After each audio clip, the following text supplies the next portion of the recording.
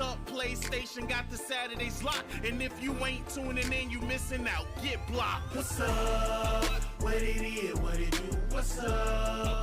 What it is? PlayStation. What's up? J Bari in persona, got it locked in the tug. Saturday mornings, y'all know what's up. What it is? What it do? What's up? What it is? PlayStation. What's up? J Bari in persona, got it locked in the tug. Saturday mornings, y'all know what's up. Yo, listen, man.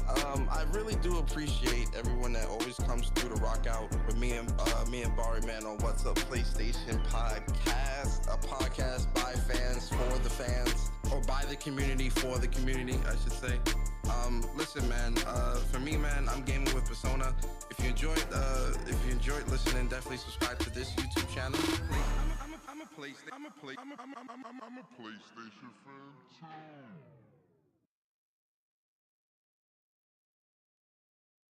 Yo, what's up everyone? What's up PlayStation Nation? You are now tuned in to the What's Up PlayStation podcast. What's up? What it is? What it do? What's up? What it is? PlayStation. What's up? J Bari in persona, got it locked in the tug. Saturday mornings, y'all know what's up. What it is? What it do? What's up? What it is? PlayStation. What's up? J Bari in persona, got it locked in the tug. Saturday mornings, y'all know what's up. They don't need no introduction. You already know what you getting, and that is facts with a discussion. The greatest to bless the mic without the needless interruption. Face it, we got an anatomy like a little bite of me for a concussion. You know what's up, man. I mean it when I seen it. I was proud of these brothers. They entertain the people every week without cussing, and you don't ever hear the drama. They keep it clean on the podcast. Independent duo doing it big when they broadcast. Haters hate to see them doing positive things. PlayStation Nation got you, ain't it obvious, man? We pulling up every week and showing love in the chat. Unlike these other channels, these guys are showing their bag like, what's up? What it is? What it do? What's up? What it is? PlayStation. What's up? J Bari in persona, got it locked in the tug. Saturday mornings, y'all know what's up. What it is? What it do? What's up? What it is? PlayStation. What's up? J Bari in persona, got it locked in the tug. Saturday mornings, y'all know what's up. They don't need no introduction. Persona, the gaming politician, politicking for the come up. Division and vision require precision, decision that gotta be thought of. The potential is exponential. Gamer credentials is what they brought us. Get caught up. You know, Bari bring the passion when he's speaking from the heart. He the best lisp on YouTube, climbing up the charts. And when Persona speaks, he gon' tear the mic apart. Intellectually, of course, cause you know the boy's smart. They cover the news with integrity, so you know it's a must watch. Ain't no console war, just two brothers being a font. What's up, PlayStation? Got the Saturdays locked. And if you ain't tuning in, you missing out. Get blocked. What's up? What it is? What it do? What's up? What it is? PlayStation. What's up? J Bari in persona, got it locked in the tug. Saturday mornings, y'all know what's up. What it is? What it do? What's up?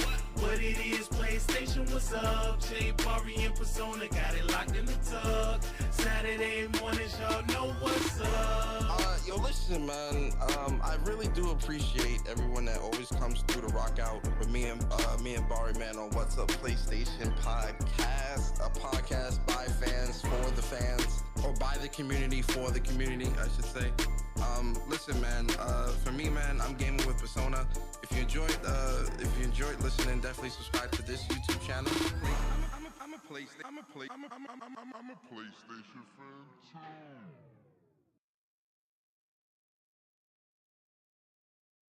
Yo, what's up everyone? What's up PlayStation Nation? You are now tuned in to the What's Up PlayStation podcast. What's up? What it is? What it do? What's up?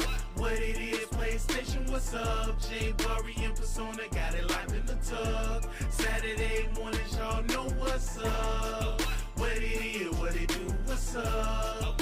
What it is? PlayStation. What's up? J Bari in persona, got it locked in the tug. Saturday mornings, y'all know what's up. They don't need no introduction. You You already know what you getting, and that is facts with a discussion. The greatest to bless the mic without the needless interruption. Face it, we got an anatomy like a little bite of me for a concussion. You know what's up, man. I mean it when I seen it, I was proud of these brothers. They entertain the people every week without cussing. And you don't ever hear the drama, they keep it clean on the podcast. Independent duo doing it big when they broadcast. Haters need to see them doing positive things. PlayStation Nation got you, ain't it obvious, man? We pulling up every week and showing love in the chat. Unlike these other channels, these guys are showing their back like, what's up? What it is, what it do, what's up? What it is, PlayStation, what's up? J Bari and Persona got it locked in the tug. Saturday mornings, y'all know what's up. What it is, what it do, what's up? What it is, PlayStation, what's up? J Bari and Persona got it locked in the tug. Saturday mornings, y'all know what's up. They don't need no introduction. Persona, the gaming politician, politicking for the come up. Division and vision require precision, decision that gotta be thought of. The potential is exponential. Gaming credentials is what they brought us. Get caught up. You know, Bari bring the passion when he's speaking from the heart. He the best lisp on YouTube, climbing up the charts. And when Persona speaks, he gon' tear the mic apart. Intellectually, of course, cause you know the boy's smart. They cover the news with integrity, so you know it's a must watch. Ain't no console war, just two brothers being a font. What's up, PlayStation? Got the Saturdays locked. And if you ain't tuning in, you missing out. Get blocked. What's up? What it is, what it do, what's up? What it is, PlayStation, what's up? J Bari and Persona got it locked in the tug. Saturday mornings, y'all know what's up. What it is, what it do, what's up?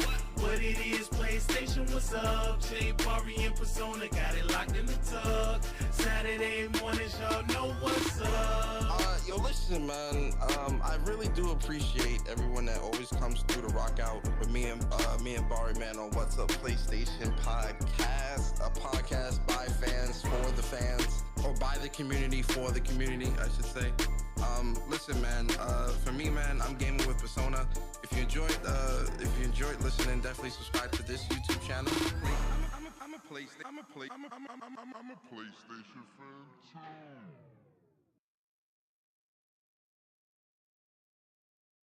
Yo, what's up, everyone? What's up, PlayStation Nation? You are now tuned in to the What's Up PlayStation podcast. What's up?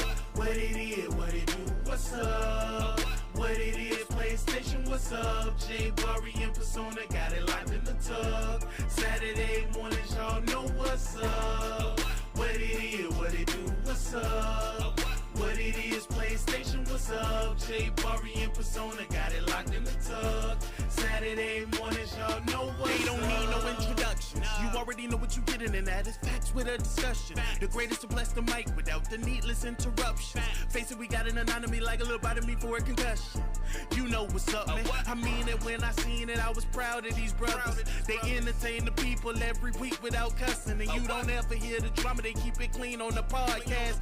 Independent duo doing it big when they broadcast. Haters need to see them doing positive things. PlayStation Nation got you, ain't it obvious, man? We pulling up every week and showing love in the chat. Unlike these other channels, these guys are showing their back like, what's up?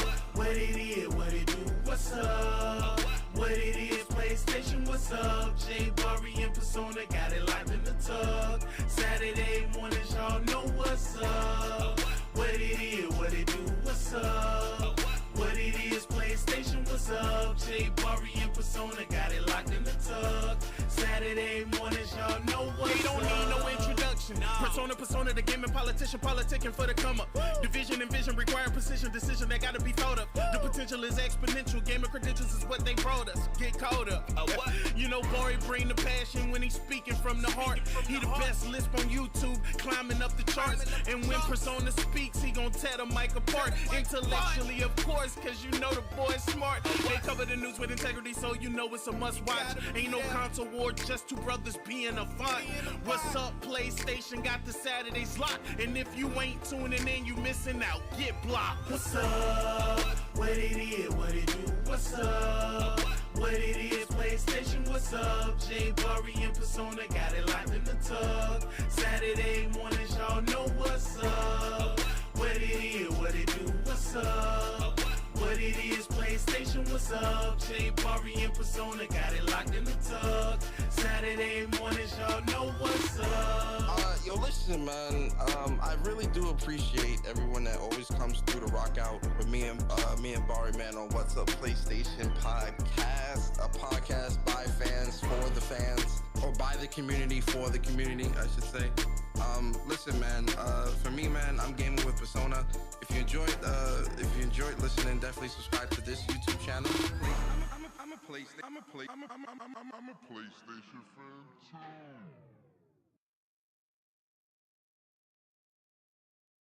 Yo, what's up, everyone? What's up, PlayStation Nation?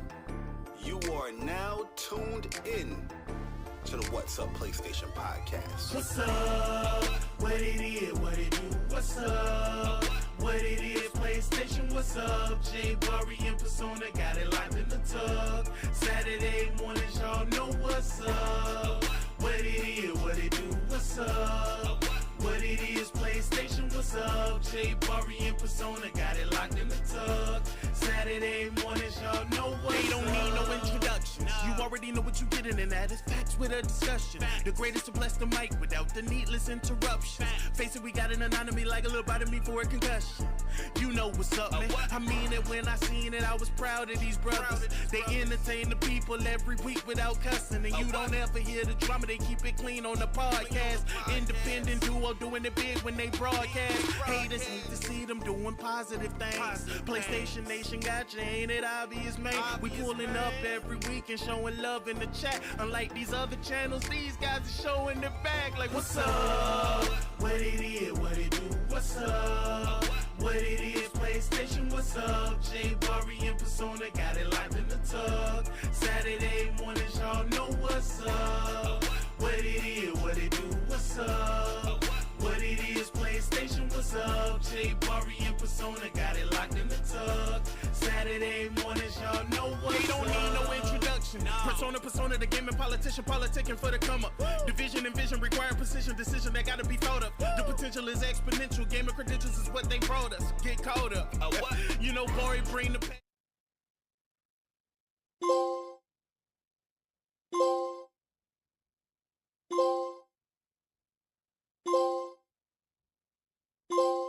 When you hear those trophies, you know what that means. It's time for WUPS, aka What's Up PlayStation Podcast. What's good, people, man? It's your boy Persona, gaming with Persona, and one half of the What's Up PlayStation Podcast crew. And welcome to episode 161 of What's Up PlayStation Podcast for the community, by the community. I'm your host this week.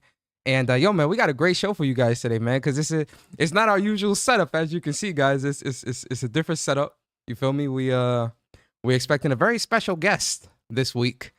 Very, very special guest, you know, that is the leader of Avalanche. Is a little bit of a hothead, but he means well. Yes, Barrett, aka John Eric Benntley, will be joining us today a little bit later in the show. He's going to be joining us, and we're going to talk with him, you know, interview him and whatnot. So that's going to be really dope. So, you know, definitely stick around for that, guys. And then we got a little bit of a show as well, man. You know, the news kind of dry this week, but, you know, we got a little bit of something. And, you know, I think we got a pretty good discussion as well, Bari, with what we're going to talk about. But, you know, shout out to everybody in the chat, man. Appreciate y'all coming through, man, rocking out with us here at What's Up PlayStation Podcast. Shout out to the WUPS Nation members. Shout out to the WUPS community subscribers. Shout out to the people that's finding our channel for the first time. And if you are finding our channel for the first time, hopefully by the end of the show, we earned your like and subscribe. But listen, What's Up PlayStation Podcast it's not just me. It's a two-man team. You see the guy over there. You see him right there. He's not below or above me. He's to the left of me now. You see the guy right there, man. You see him, man. You know, shout out. Oh, you know what? You look like Martin when Martin was looking and he was in the opening act, in the opening intro. But yo, man, shout out to my bro Bari, man, the other half of What's Up PlayStation Podcast. Bari, what's good, man? Say what's up to the people. Yo, and how you feeling? What is good, YouTube? What is good, YouTube? What's up, PlayStation Nation? Welcome to episode 161 of the What's Up PlayStation Podcast. It's going to be a very special one today, as later on we're going to be interviewing John Eric Benntley, the voice actor of Barrett Wallace in Final Fantasy VII Remake and Rebirth. He will be coming in in about 40 minutes or 45 minutes or so. Because he's on a different, time period. He's on the West Coast, and we like to be respectable or respect each time zone or whatnot. So yeah, he will be here. We got tons of questions to ask him. This was the interview we was talking about, last month, where we say, yo, we got a really special interview setting up, and happy that he was able to lock in, and we're going to be talking to him later on, man. So it's going to be a good one. Like this is a special one, dear to our hearts. Okay, Final Fantasy VII, special place, and very, very excited to talk to John about Barrett and other things that he has ventured in as well. His resume is impeccable, so it's going to be an amazing time. So if you don't mind, hit the like button, share the stream out, get the PlayStation Nation in here, because it's going to be a good one. You know what I mean? Sir, But yo, Persona, yo, what's good, bro? How you it's feeling? going to be a good one. It's gonna be a good one, man. I'm hyped, man. It's good. It's a good week, man. It's a good week for WUPS. It's a good week for PlayStation, for the PlayStation Nation. You feel me? A lot of some great games. Enjoy Thanksgiving on Thanksgiving. yesterday. It's Thanksgiving in April. You feel me? But yo, Bari, man, how you feeling this week, man? How's your week going, man? How's everything? Talk to me, man. I'm feeling good, man. Yo, I'm wearing my Stone shirt today. Hey, fire. You know what I mean? Shout out to Stone, shout out to Ant. They did a collaboration where they made some shirts or whatnot. This is my big one though. This one too big, but at the end of the day, we show love out here, show support for the people that we rock with. But yo, overall, my week is pretty good, man. It's beautiful this whole week, by the way. Went outside, took a couple of walks, jogs in the morning or whatnot. So yeah, it wasn't like super, super cold or nothing like that. Just an enjoyable time. Even on lunchtime, just going outside and just, strolling. It's just beautiful outside as the flowers are blooming. Oh, you know what I mean? So yeah. But yeah, gaming wise, you already know the vibes, man. Very, very happy. Playing Stellar Blade. Amazing game. Amazing music. You ever just sit down and Stellar Blade? It's like,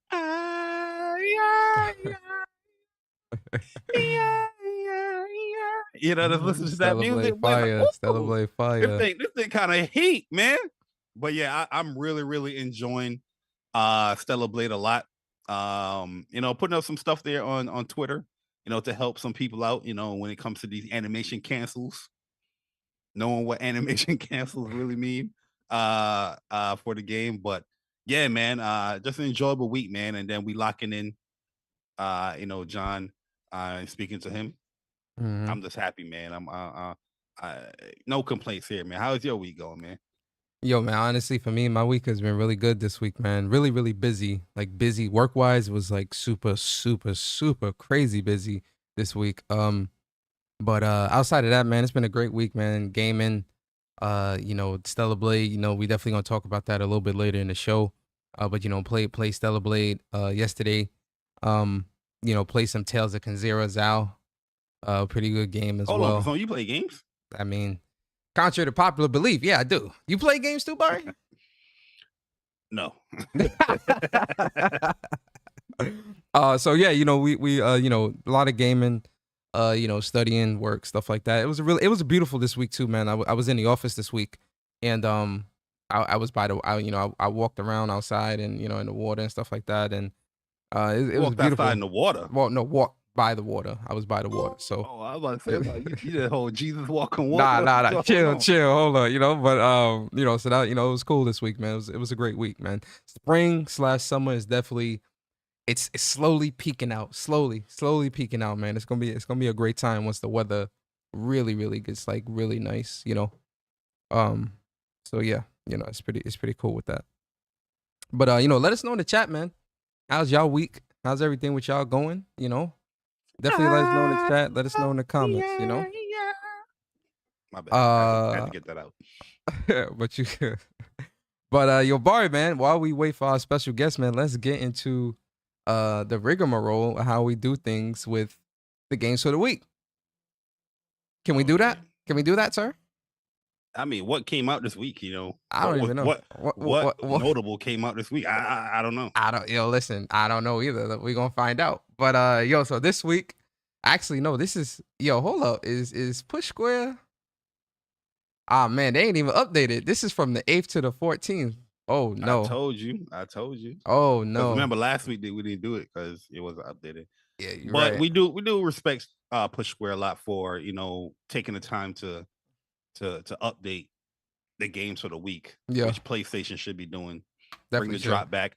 That is the only hashtag we need to be putting out there on Twitter. Hashtag bring the drop back. Please. I know 3 games that released this week though. Euden Chronicles 100 Heroes that dropped this week. Tales of Kanzera Zao that dropped this week as well. And obviously Thanksgiving came this week. What Persona? I know 2 more Stellar games Blade, that Stellar dropped. Yams. I know 2 more games that dropped that you apparently just forgot. What's up? Saga Romance Emerald. I think it's time the title. Let me look at the title. Romance Saga. Not Saga Romance. It's No, Romance the it's Saga. from the Saga series. That came out this week. I thought it was Romance the Saga. Also Sandland came out this week. Ah, yeah, Sandland. RIP to Toriyama.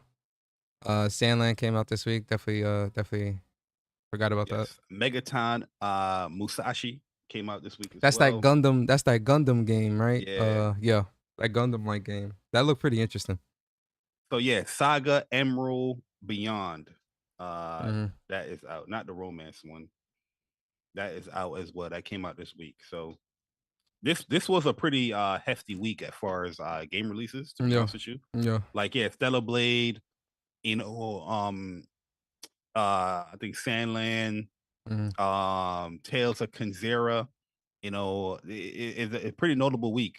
Unfortunately, some of these games that's releasing, they're really, really good games, and people are avoiding the conversation of them being really, really good games. It's more tied to some controversy. Yeah, A lot of people talk about it, but crazy.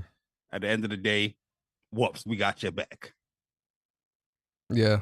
WUPS got you, man, for sure. But those are the games that released this week, man. But let's get into the spotlight games of the week, Bari, man. And for those that are new here, the spotlight is where me and Bari give you a game or games that we think you guys should check out, right? It could be brand new games, it could be old games, it could be games from your childhood, it could be games that haven't even released yet. The purpose of the spotlight is for us to spotlight games that we think you, the community, should check out. Bari, starting with you. I think I know what his spotlights are going to be. I think we all know, and I think we know he's going to break the rules. But Bari, let us know, what is your spotlight game for the week, and are you going to break the rules? I'm absolutely going to break the rules. Oh, Rebel. We got some updates. We got some new games, and they all good. Grand Blue Fantasy Relink, you know the vibes. Listen, who surprised by that spotlight? New update came out yesterday. Seaphon, Twin, new playable characters. We got some cool ways to unlock them as well. They're not just giving to you right away. You got to put some work in. Got to do some side missions. Got to do some quests. Got to collect some materials. To get them. And they got some new quests in there as well.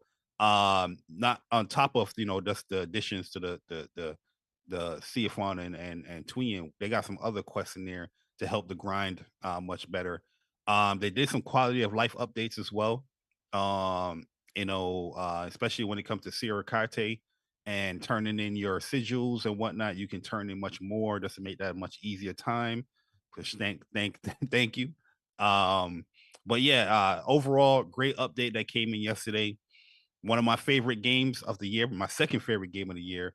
It just keeps getting better and better and better. I'm just happy to see these games getting better and better, man. So yeah, Grand Blue Fantasy Relink, first game that I'm spotlighting. Second game I'm spotlighting is Stellar Blade. As much, yeah, It's surprise. Like, that's a big surprise. Ain't nobody surprised by that. we saw the state of play. We saw the trailers. We run the trailers all the time here on the channel as we talk about games and whatnot. But actually playing the game now and seeing everything come together and for what we saw, it has a wonderful gameplay loop that they built into it. And I definitely see the heavy Nier Automata inspirations from it, especially when you get to the open area of the game. The music, the combat is amazing, man. Just seeing the stuff that you can do The response time to ease movements and attacks and dashes and guards, much better, much more fluid now with this update. So very, very happy with Stellar Blade and how it turned out, final release. Mm-hmm. And yeah, the outfits look amazing. There's certain outfits that people got like early, and I didn't even get that. So I want to go back and like, let me get that outfit. That just looking pretty cool. But yeah, I'm really enjoying Stellar Blade so far. 14 hours already in the game. Seriously? I was no life of the G. I got 14 hours in the game already. Obviously, probably like I say like 2 of those hours is idle listening to the music because I was working as well. Oh my god, that music is so But great. yo, when I look at PlayStation, it says I have the same amount of hours in Stellar Blade that I have in Rise of the Ronin. 14 hours. And you only played it not even day. a full day. At One this day. morning. That is crazy. I was on it all day yesterday. Even when I was working, I was on it heavy. Just like learning stuff and see if I can find. But yeah, there was some idle time in there because obviously you gotta be adult be adulting. Responsibility. I was listening to that music for real. Yeah. But yeah, the next game, Rise of the Ronin. Wow.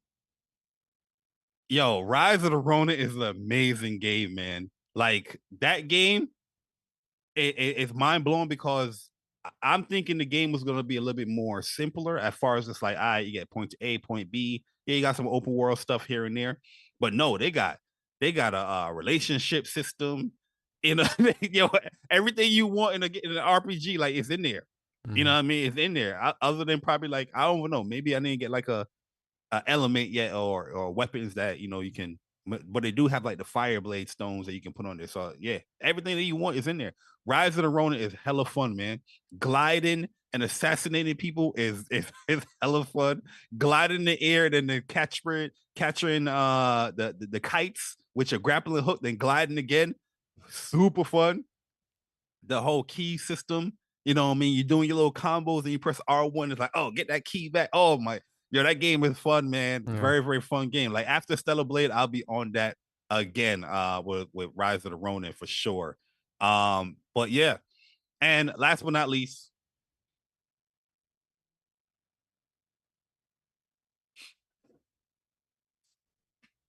the game of the year. The game of the generation.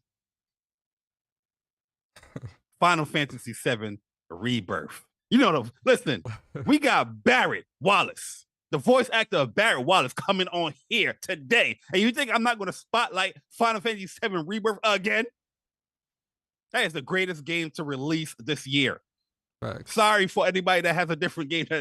I'm sorry, it's not. That's the best game to come out this year. Hands down. You want a challenge? It got it. You want great story? It got it. You want character development? You got it.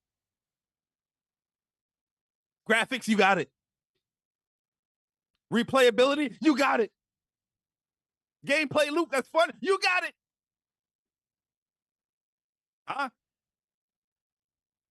Final Fantasy VII Rebirth. I love the hell out of that game. I platinumed that game. I got 300 hours in that game. And I still can't put it down fully. Even when I'm playing Stellar Blade or any other or any other game, I gotta go back. I'm like, nah, I gotta perfect this run. Let me try something different. Let me try a different build when it comes to the rulers of the outer world. Let me try a different build when it comes to the bonds of friendship. It's too good, man. So I'm done. Yo, no, those are good spotlights. You pretty much took a majority of my games. I ain't take nothing. I went first. I ain't take nothing. I mean, that's true. You heard it, man. You tickle, man. I ain't take nothing. Nah, but yo, so for me, man, my spotlight games of the week, I'm gonna start off with a game that I think everybody should play at least once. It's a great game. It's a great series. It's a great franchise. I wanted to get more exposure, more eyes on it. Yes, I'm talking about Dragon's Dogma 2. I platinumed that game last week or the week before. It was probably last week. This is a great game. Put over 100 hours in it. The boss fights are great. The exploration is great. The missions, the different vocations, you know, this game just is it's everything that I wanted in a Dragon's Dogma sequel. Minus they don't got my Holy Paladin class. They had my Holy Paladin, it would be chef's kiss. But you know, until they add my Holy Paladin vocation, I'm a little salty. But this is a great game, man, with a lot of great sub vocations, classes, exploration, boss fights, secrets, things to find, you know, different things to do. It's such a great game, man. So yeah, Dragon's Dogma 2, definitely check that game out if you haven't already. And you're definitely gonna be into it. Second game for me is gonna be Rise of Ronin as well. You know, I started playing that this week, and I'm really digging this game, man. Like, this game really is dope. Like, it's a great fun game, challenging. I'm playing on the second to hardest difficulty. It's really challenging. The open world aspect is cool as well. Not the best looking game, like, you know, graphically, you know, because obviously a game like this, you would definitely compare it to something like Ghost of Tsushima, right? Graphically, Ghost of Tsushima would excel, but this is still a very dope game, and it looks, you know, it has its moments where it looks good, you know, especially when you're in the open world. It has its moments where it really shines and excels in the looks department. But from a gameplay standpoint, the story is pretty cool. A lot of the mechanics and systems in the game, there's a lot of things that you have to pay attention to in this game from an RPG perspective of, like, you know, the skills, the armor, the upgrades, you know, the exploration, the you know, liberation of different areas, so that, you know, the higher your bond is in the area, the better stuff you can get, and the more missions you get, and the more bonds you can create and stuff like that. I really like Rise of Ronin, man. I think it's a cool game. Definitely going to be a game I come back to after Stellar Blade and get the platinum in that. Speaking of Thanksgiving, right? Listen, Stella Yams, aka Stellar Blade. You know, this game is one of my most anticipated games of the year. And I gotta be honest, man, this game has been knocking it out the park for me personally. I love this game so much. The music, the characters, the world, the combat, the way the game looks. It looks absolutely beautiful. I'm playing on balance mode, which gorgeous. Oh my God, this game it's beautiful, man. It really is a beautiful looking game with really fun combat. Shout out to Shift Up, Kim Tae and the team. Shout out to PlayStation for finding this diamond and locking this down and partnering and helping them with, like, building the game up to what it is now. This is Stellar Blade. It's fun, man. Play it, man. The music. Great game, my God, bro! I got the album downloaded. I downloaded the Stellar Blade album, and I've been listening to it all morning. It really is a great game. It's like a short album. I want the whole thing. Yeah, it's like 8 songs, 9 songs. But the thing is, my favorite songs are there. So, like, I'm like happy because, like, the camp song is there, and the song when you get to the floody city is there. I'm happy, yo. I've been having both of those songs on repeat all morning, bro. All morning, I've been having them songs on repeat. So yeah, Stellar Blade, a great game, a great experience. Please definitely check this game out. I had one more game, Bari. It slipped my mind though.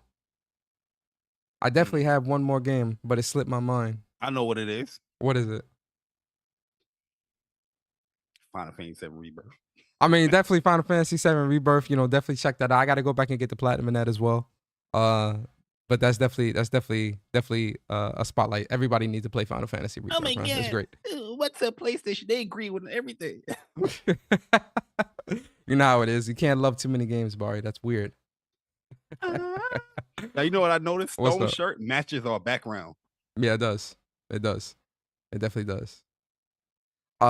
Yeah, but those are my spotlights, man. Those are my spotlights. I forgot what the last one was, guys. I'm gonna be honest, but those are definitely the spotlights. But you know, definitely let us know in the chat, in the comments, what's y'all spotlight games of the week.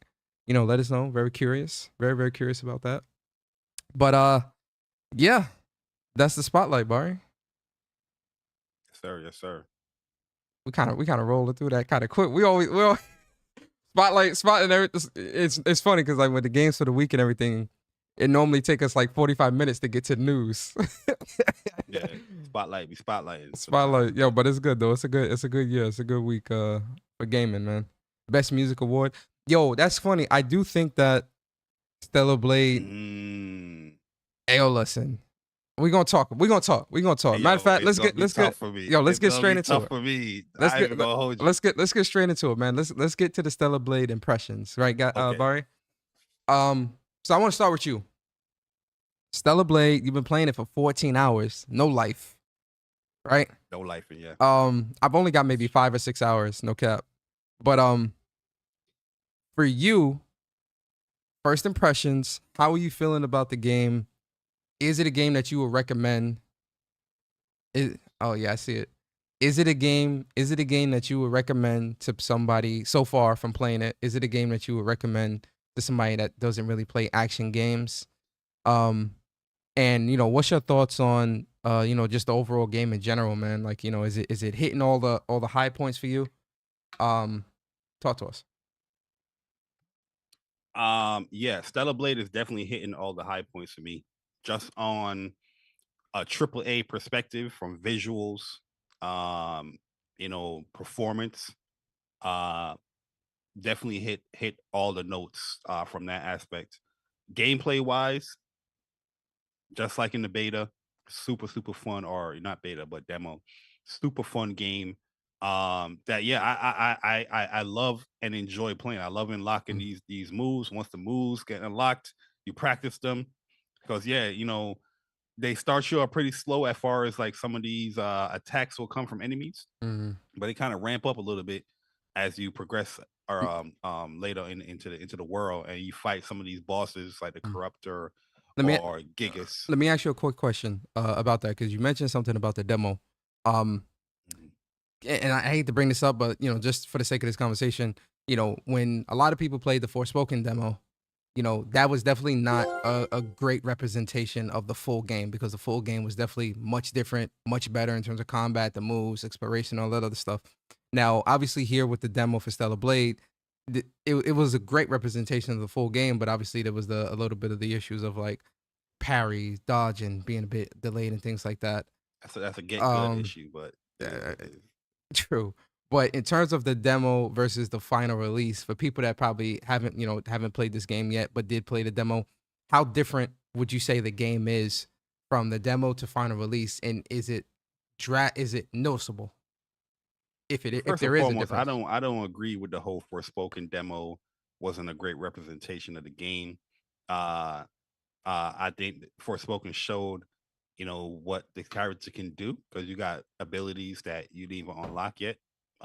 When you at that area of the game, there's obviously I'm not saying that it is. I'm saying that no. I'm not saying that. Oh, okay. I'm just saying there was obviously some like graphical and texture issues and font issues that they fixed during the demo.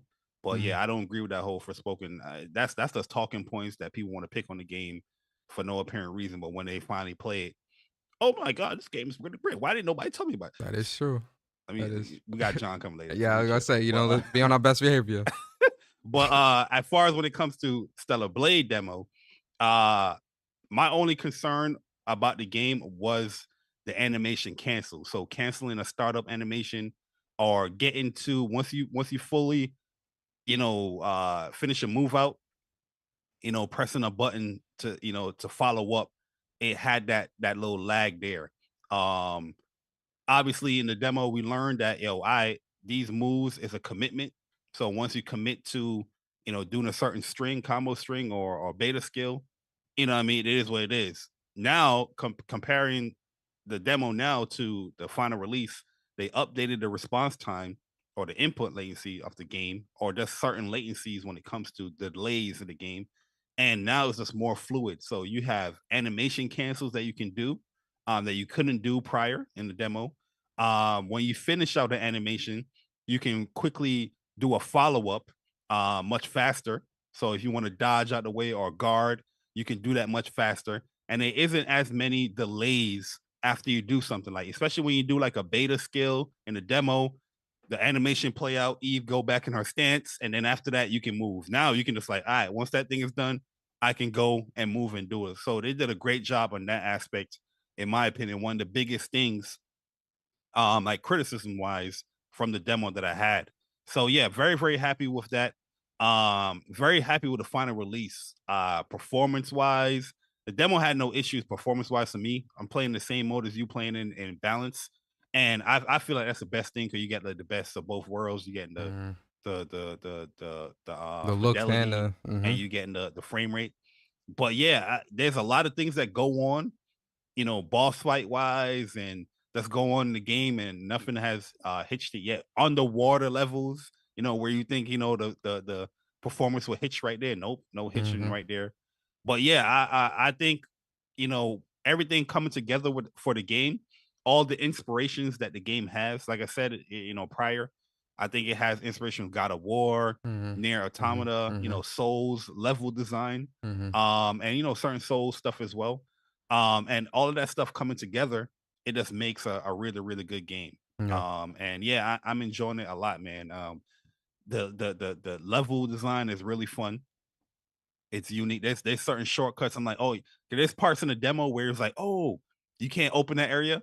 And then now when you play in the game, look at this shortcut I can unlock here to get to. I'm like, oh yeah, cool. This is cool right here. So that's the Souls inspiration I get from that. Or just, even with God of War, when you unlock a shortcut, you get from that. But yeah, one of the things I really like, I agree with you like 100%. Like, when it comes to the responsiveness of the combat, it's definitely there, man. Like, you definitely have to pay attention to how enemies fight, because one of the things, especially I hadn't played it in a while since the demo, so like coming back to it, I was a little rusty, had to kind of get back into the swing of things and whatnot. But when it comes to parrying, dodging, and things like that, and all parries and dodges aren't the same when it comes to enemies that you're fighting, right? Like there's this hammerhead dog enemy that you fight. When I first ran into him, once you get out of the parking garage, I'm like, okay, I don't know which moves I can parry, which moves I can dodge. So I'm kind of like testing it and just like doing charger move. little charge move. So I'm like standing there trying to dodge. Try to parry to see, can I parry this? Like that's how I'm like with a lot of the enemies. That's how I'm approaching it. Where I'm like, I want to see what does and doesn't work, because this game is definitely really, really is really deep when it comes to the combat of the game, especially when you start getting the enhancements and things like that. So I'm definitely testing what works, what doesn't work, what can parry, what should be blocked, what's this and that, and things like that. And it is really, really responsive, and you definitely notice, like when you pressing that button, it works. And shout out to Shift Up for being like really on top of everything when it comes to keeping this game up to date, and just putting out New Game Plus and all that stuff super, super quick. Shout out to them. But yeah, go ahead, continue, Bar. Yeah, like that area right there, I was happy that there was a camp right there, because what I was doing, I was fighting the dudes in the parking lot, then I was fighting that dude, and I kept doing it back and forth just until I learned him. That his attack could be, he got two little attacks that could be fast though, where he does the slow charge and then he does the two quick swipes. Yeah, two swipes. That second one always be catching me sometimes. I'm like, then he does like a triple, because like what he'll do is he'll do two swipes with his head, and then he'll like lean forward and then swipe up and try to hit you. And it's like, you gotta really know his moveset and things like that. Cause I'm getting caught with that. I'm like, yo, you gotta react. That's one thing I like about this update now in the final release, is that you're able to react to a lot of things now. Like there's many times, or even in boss fights, where I like to do, square and triangle. And I'll do square, triangle, where she does the it comes down, and then she does the charge slash thing. Well, because it does a lot of damage. And now when you see bosses ready to attack you, I can just cancel out of that, or I can just guard that, or I can get the perfect dodging now is more viable in my opinion. There's times where I perfect dodge and I did the follow-up, but the enemy was still attacking and I was able to dodge out again. I showed it in a clip, and I'm able to dodge again. I'm like, yeah, it's more viable, because dodging in the beta, who was dodging, bro? You was only dodging like when a boss was throwing like the car at you, that big boss dude. You wasn't dodging. Dodging is much, much more viable now, and it's more useful now. Yeah, blocking is great and all, but there's times where even when I forget to do like the blue flash where you got to press up and circle, I will forget to do that sometimes, but I'm pressing circle and I get the perfect dodge, and I'm still able to do that's happened once or twice for me as well. Yeah, because you're able to react now. If before in the demo, if you didn't get that blue joint, you got to hold that, you got to eat that. You know what I mean? But now it's like an option select kind of thing. Like if I miss this up forward and circle, I can still get a perfect dodge if I miss that timing. Mm-hmm. Which, you know, the timing, you get used to it, you can get it. But overall, the combat in the game, just because of that update, that's made it much more enjoyable in my opinion. Yeah. And you know, getting a little exoskeleton gear stuff. Right now, I got it on combo and I got the speed one. So yeah, I think I got the combo. Yeah, I got the combo one and speed one, and the main exoskeleton. I got the combo limit where if I get up to 4, it does increase the crit damage and whatnot. So yeah, I'm having a glass. You know, one thing I love about this game too, and I love when games implement this stuff.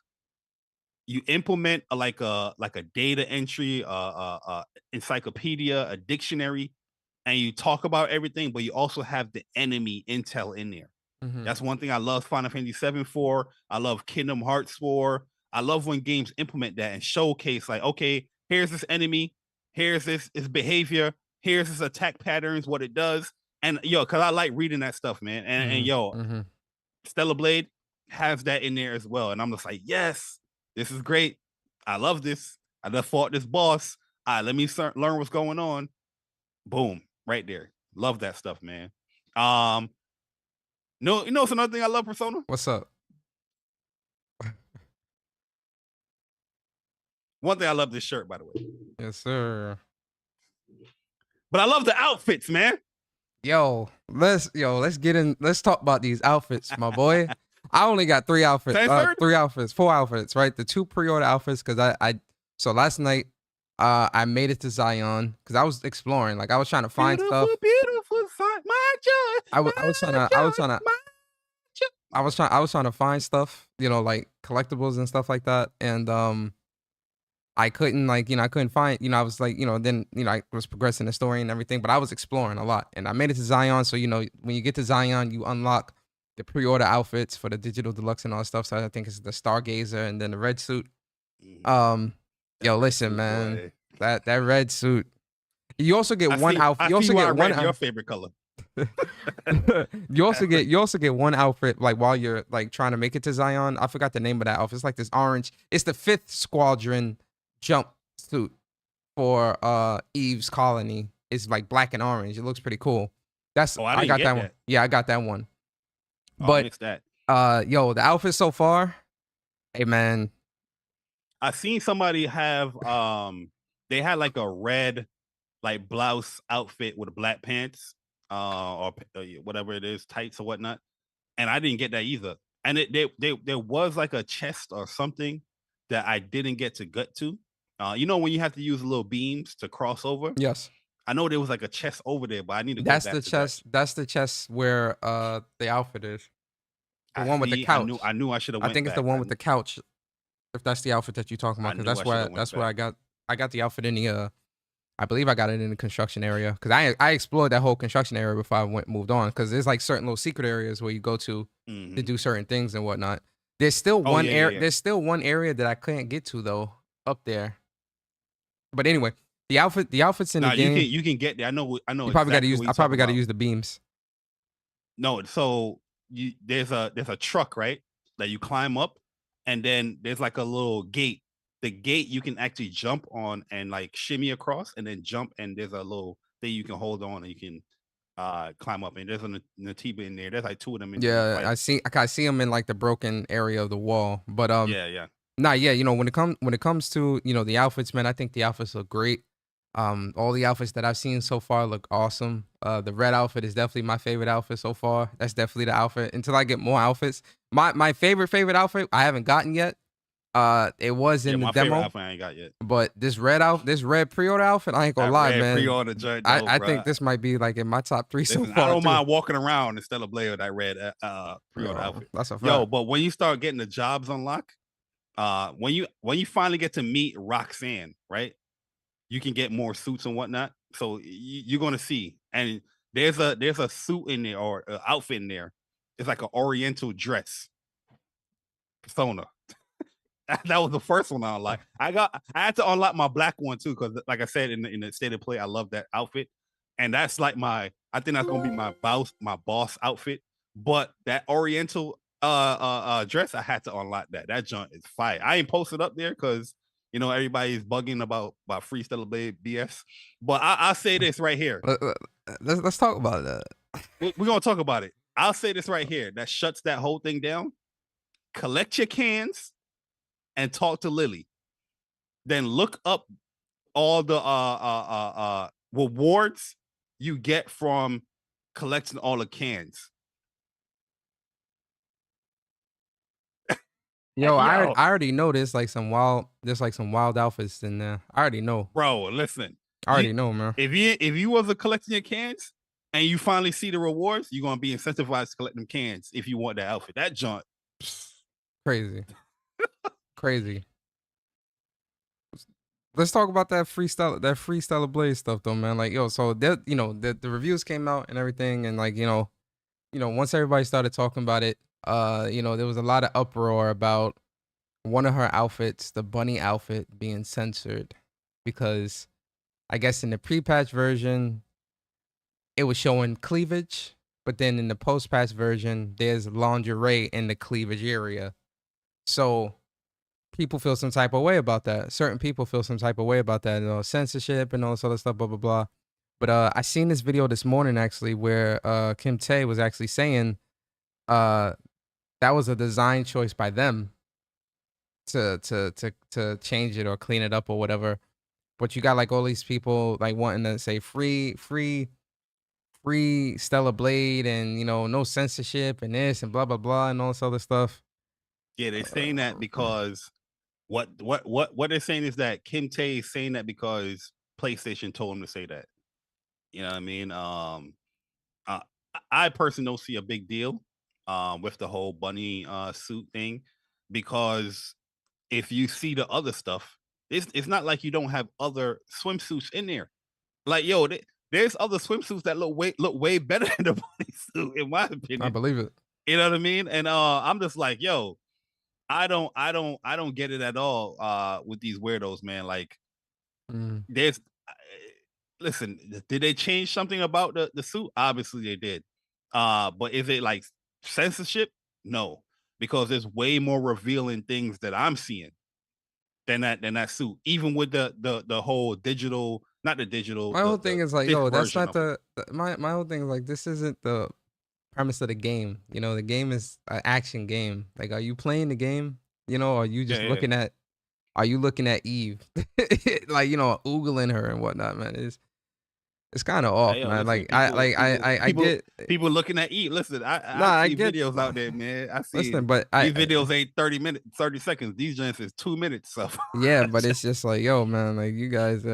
I feel like some of this stuff is kind of a little too much. It's too much. It's getting weird. Like, you're throwing it out of proportion, right? Yes, like again, Eve is no one can deny that the character looks good, but I just think that when it comes to how obsessive some people are becoming with this stuff, with the now you got this whole petition. I seen a change.org petition to sign and stupidity. Free Stella Blade, and I'm like, all because a piece of lingerie is covering her cleavage. Are we really? You know what's crazy? Have we really gotten to this point in gaming where we got there? And my thing, this is why, like, I miss like the old days of gaming before the internet, because like this stuff is kind of like crazy to me, like that a piece of lingerie covering cleavage would generate this much uproar from a very small part of the community, but even though it's so small, very loud, and people are paying attention to it, and people are reporting on it and talking about it. It's crazy to me, man. Yo, you can't even post something about Stella Blade without somebody throwing some stupid hashtag free Stella Blade. I'm like, I'm playing the game. The game already free. You know what I'm saying? I'm freely playing the game. But yeah, I find it weird that people are putting so much energy into a protest about a game that have tons of outfits that if you are looking for something more revealing, it's there. And even if you want like the most revealing thing, you have a whole skin suit that you don't have to unlock. It's already unlocked that you can just put on or whatnot. It's just weird to me. at the end of the day, the game is a fun game. Eve is pretty cool character. We're gonna learn, more about her obviously when we progress through the story. Yeah, does she look good? Yeah. Do I like putting on the outfits as well? As I kick ass? Absolutely. But that's just the icing. You know what I mean? That's not the cake. Yeah. You get what I'm saying? Like, but yeah, majority of the people that's complaining about that stuff too, they're not even playing the actual game. They're complaining about censorship. They complain about this, not knowing that there's many other things that's in the game. If you're harkening us one outfit in the game, I don't know what the hell. I got no words for you. Yeah. But at the end of the day, all you can do, as a community, I feel, especially that people that are playing the game, yeah, showcase what you're playing, share what you're playing. PlayStation, I need you to put Twitter integration back on the goddamn console, man. Oh my God, dude, you know what I mean? Yo, I'm down to 75 gigs on my phone. Yo, it's crazy, bro. You know what I mean? I've never been that low on my phone. I got mad gigs on this phone. I looked at my phone. I was like, 75 gigs. Damn, that's the lowest I've ever been. I'm about to delete that PlayStation album off my phone so I can free up some space because it's just getting ridiculous, man. They need to add that Twitter back. I don't know why they got rid of that. Man, crazy. Listen, PlayStation. Listen. Pay Elon, please. You have so much more people spreading the goodness of Stellar Blade if they can as easily share what they have been experiencing from Stellar Blade on the console. Yep. 100%. You know what I mean? 100%. But yeah, man, I just feel like, to drown out some of the whole loud craziness, people should just, talk about the game and share what they are experiencing in the game. So yeah, that's a fine video game character. So as far as Stellar Blade, obviously, we're not gonna give it no score or nothing, but as of what you've played so far, would you say for somebody that's on the fence, it's a must play, pick it up confidently? If you're on a fence to play Stellar Blade, there's no helping you. You're just one of those gaming curmudgeons if you're on the fence to play this game. You know what I mean? Especially having a demo that is accessible to you free of charge that you can try it out. Well, I highly recommend playing Stellar Blade. I will highly recommend playing it because as early as I am in the game, I'm just having fun learning a lot that have changed, especially with that update and the new stuff that we haven't played. And yeah, there's a lot of Natibas in there. Yo, that's one. Yo, hold on. Let me talk. Yo, I was just about to talk about that. The bestiary in this game. Yo, man, I love how they like explain the type of Nativas that they are and how it became what it was and stuff like that. They also have the character bios whenever you meet a new character, and it kind of explains the character and has a cool little character picture and all this stuff. I'm like, yo, they did this right. Is going to be easy here because they're all tied to a region, so you're not going to get so super lost or whatnot. The music is fire, man. The music is great. Yeah, it's absolutely great. It's amazing. I love it. Man. Yeah, I definitely recommend Stellar Blade as well. Pick the game up, play the game. You're really gonna enjoy it. You're gonna love it, man. Play the game. Pick the game up. One thing I learned as well, go to the telephone booths, man. I was thinking that I was automatically unlocking fast travels just because I see the notification that, the telephone booth is there. You got to actually go to the telephone booth and activate it. You know what I mean? Damn, really? I was like, let me go fast travel real quick. And I was like, wait, where's the fast travel stuff? And I was like, I wasn't going to the telephone booth and unlocking them joints. So yo, crazy. All right, I gotta do some backtracking today. But so those are our Stellar Blade impressions, guys. We hope, for those that are playing it, let us know in the chat as well, man. If you guys are enjoying it, let us know in the comments if you're enjoying it. And we got a lot of messages and super chats. Let's get these real quick. Shout out to J-Ro, man. Appreciate you for the super chat, man. Thank you for always supporting us, J-Ro. It means a lot. And then big shout out to Shattered Glass. He says, They say, why do you think Western devs and some Western reviewers dislike the great Stellar Blade? Maybe insecurity on their part. I mean, I don't know how He's to talking answer that. about because there's people that speak about her outfits and she being sexualized and stuff like that, focusing on that rather than more so the gameplay or story. Like I've seen some crazy stuff where people bring up outfits. Did they have this criticisms for Baldur's Gate 3 with like all the sexual innuendos and all that's in there? Well, I can't really. I know you're going for it with Baldur's Gate 3, but I can't really go into that. But all I know for me is that there's many games that have outfits that you unlock or you purchase them that has nothing to do with the story. But yeah, people, put them on because they want to see those characters in those outfits. Doesn't take away anything from the story or whatnot.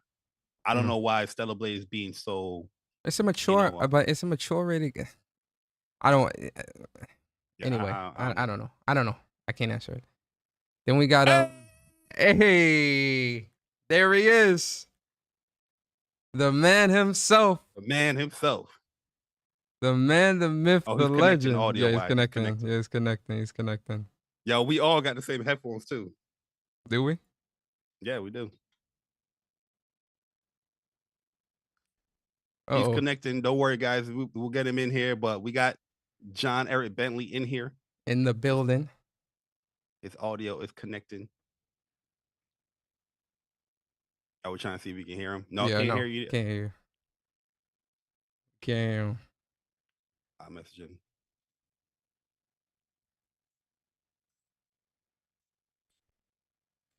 Oh man. He said he can't. He said he can't hear us. I think he's working on his audio. Yeah, I see it. It says his audio is we're good. Oh, we're good. Oh, there it is right there. Good.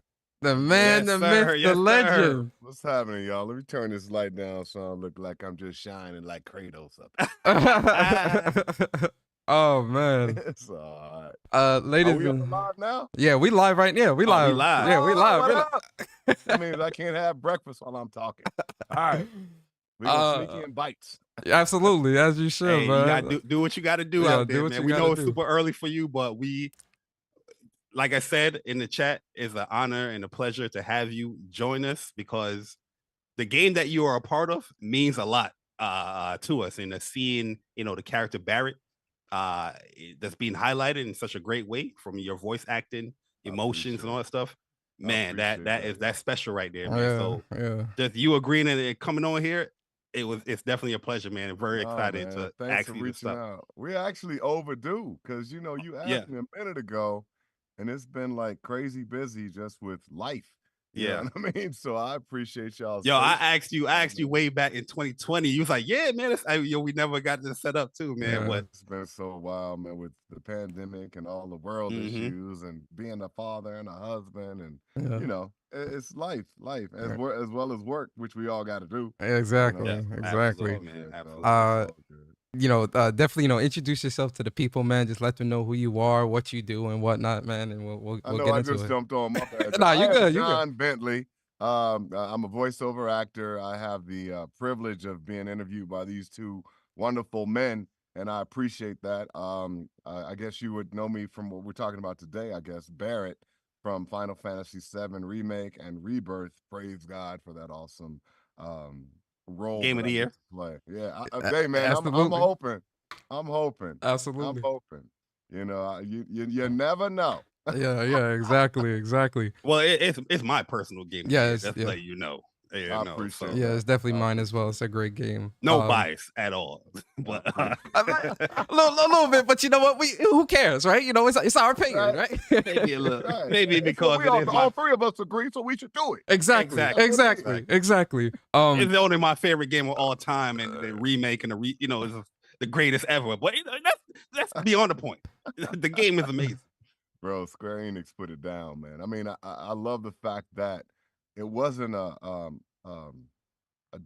it's a remake. It's not a repeat of the OG. The OG is always going to be a classic in my heart. It's just the bomb. It was, like I said all the time, it's the first RPG I played and fell in love with it. I'm like, this is pretty Nice. cool. It's a storyline. You know what I mean? I'm a storyline kind of dude, like beginning, middle, and end, because I've always been into Greek and Roman mythology and books as a kid. So to see someone put it down on a video game where we can actually play the characters, not just one character, it was pretty awesome for its time. And for me to be a part of something this big, and for Square Enix to choose me, and for the fans to seemingly love what we're doing with such a great ensemble of the cast. I mean, y'all know the cast put it down too. And I always say this because I have to give everybody pub on the job, because people don't realize that we didn't record together.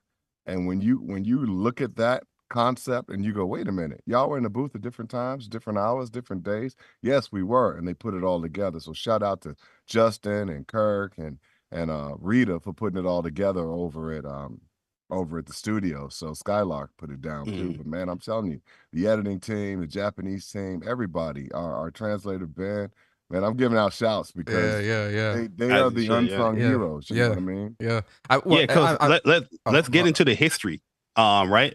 Because you brought up some of the stuff here, but I just want to know, like, how did you end up landing the role of playing Barrett, one of the most badass characters in video games? And like, what was your inspiration as far as like voicing the character? You gave a little bit of that, but go into a little detail when it comes to that. We had an audition. Rita over at Skylark said, "Hey, she's a casting director. She said, hey, I've got this cool audition for you, John. I think you'd love to do it." I'm like, okay, cool. And she sent it over, and I'm like, okay, it's Barrett. It didn't say a last name. I'm like, all right, cool. And I'm like reading for it. I'm like, wait a minute, they're talking about Mako. Wait a minute, they're talking about Midgar. I know this game. Oh my God, it's Final Fantasy. So I stopped in the middle of the recording and ran to my wife, and I'm like, babe, I just got an audition for one of the best video games that I've ever played in my life. She's like, really? What? Because she didn't understand. And I'm like, Final Fantasy 7. She's like, all right, cool. Go get it. And it was like, my sons were like, what's that?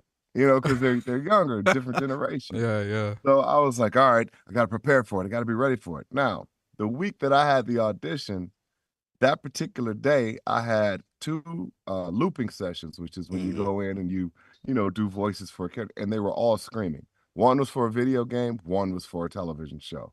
So my voice kind of sounded like this. It was like cracking and everything. And I'm like, oh my gosh, I got the biggest audition of my life. And at the end of the day, I got to go in with this crazy voice. And I had come up with like 5 different voices for Barrett. And I'm going, okay, I can do it this way. I can do it this way. Well, my uncle sounds like this. Well, I got a friend that sounds like this. Well, what about my part in it? And so I had all these different ways that I wanted to do it. And so we kind of finally settled on, once I got into the audition, drank a little tea, we settled on, okay, try these 2 different ways. And so we're on the line with the creators over in Japan, and we did it. We put it down, and man, I'm like, all right, did the best I could do, but I didn't hear anything for months. So I'm like, got to chalk it up, And as an actor, you're used to hearing no. I think we hear no more than any human being on the face of this earth. Yeah. Rejection, so to speak. Well, we're happy they didn't say no. Yeah, because exactly. To be honest with you, like, playing Final Fantasy back in 97, Final Fantasy 7 back in 97, we always had a voice in our head of Barrett. And Bo Billingsley, he's the man. He did a great job as well. But now with you, we hear Barrett much more. It's not just like, 1 line here, 2 line here. We hear you a lot throughout the game for 40 to 60 hours, even more, depending on how you play it.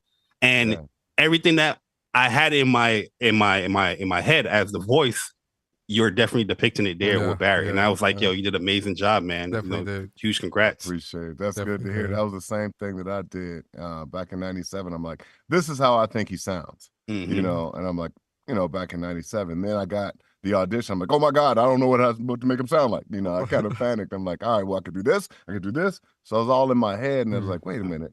I'm going to make him sound like me. I'm going to make him sound like my buddy who I grew up with, William Horton.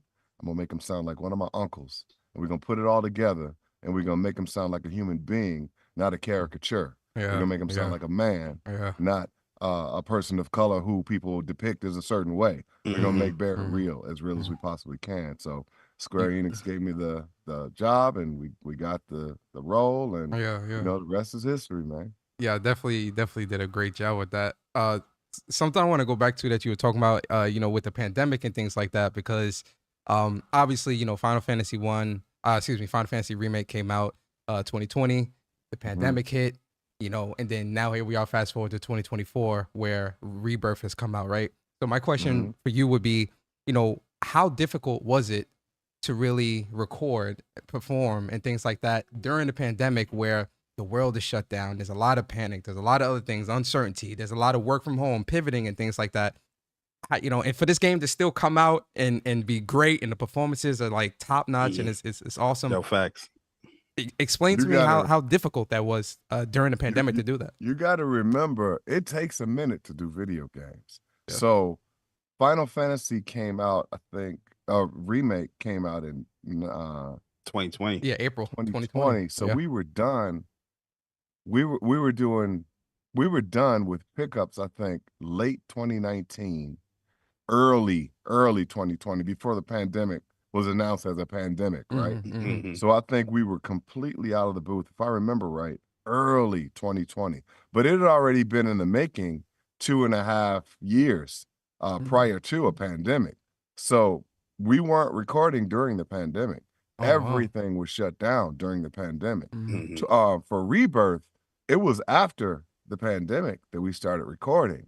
So you're talking about a span of 2 to 2.5 years of recording, and then everything that had to be done on the back end of it for post was being done at individuals' homes, and no one was going into work on both sides of the content. Yeah. So we found, I don't know how, this crazy sweet spot where it's, all right, we're done recording. Oh my gosh, what do you mean pandemic?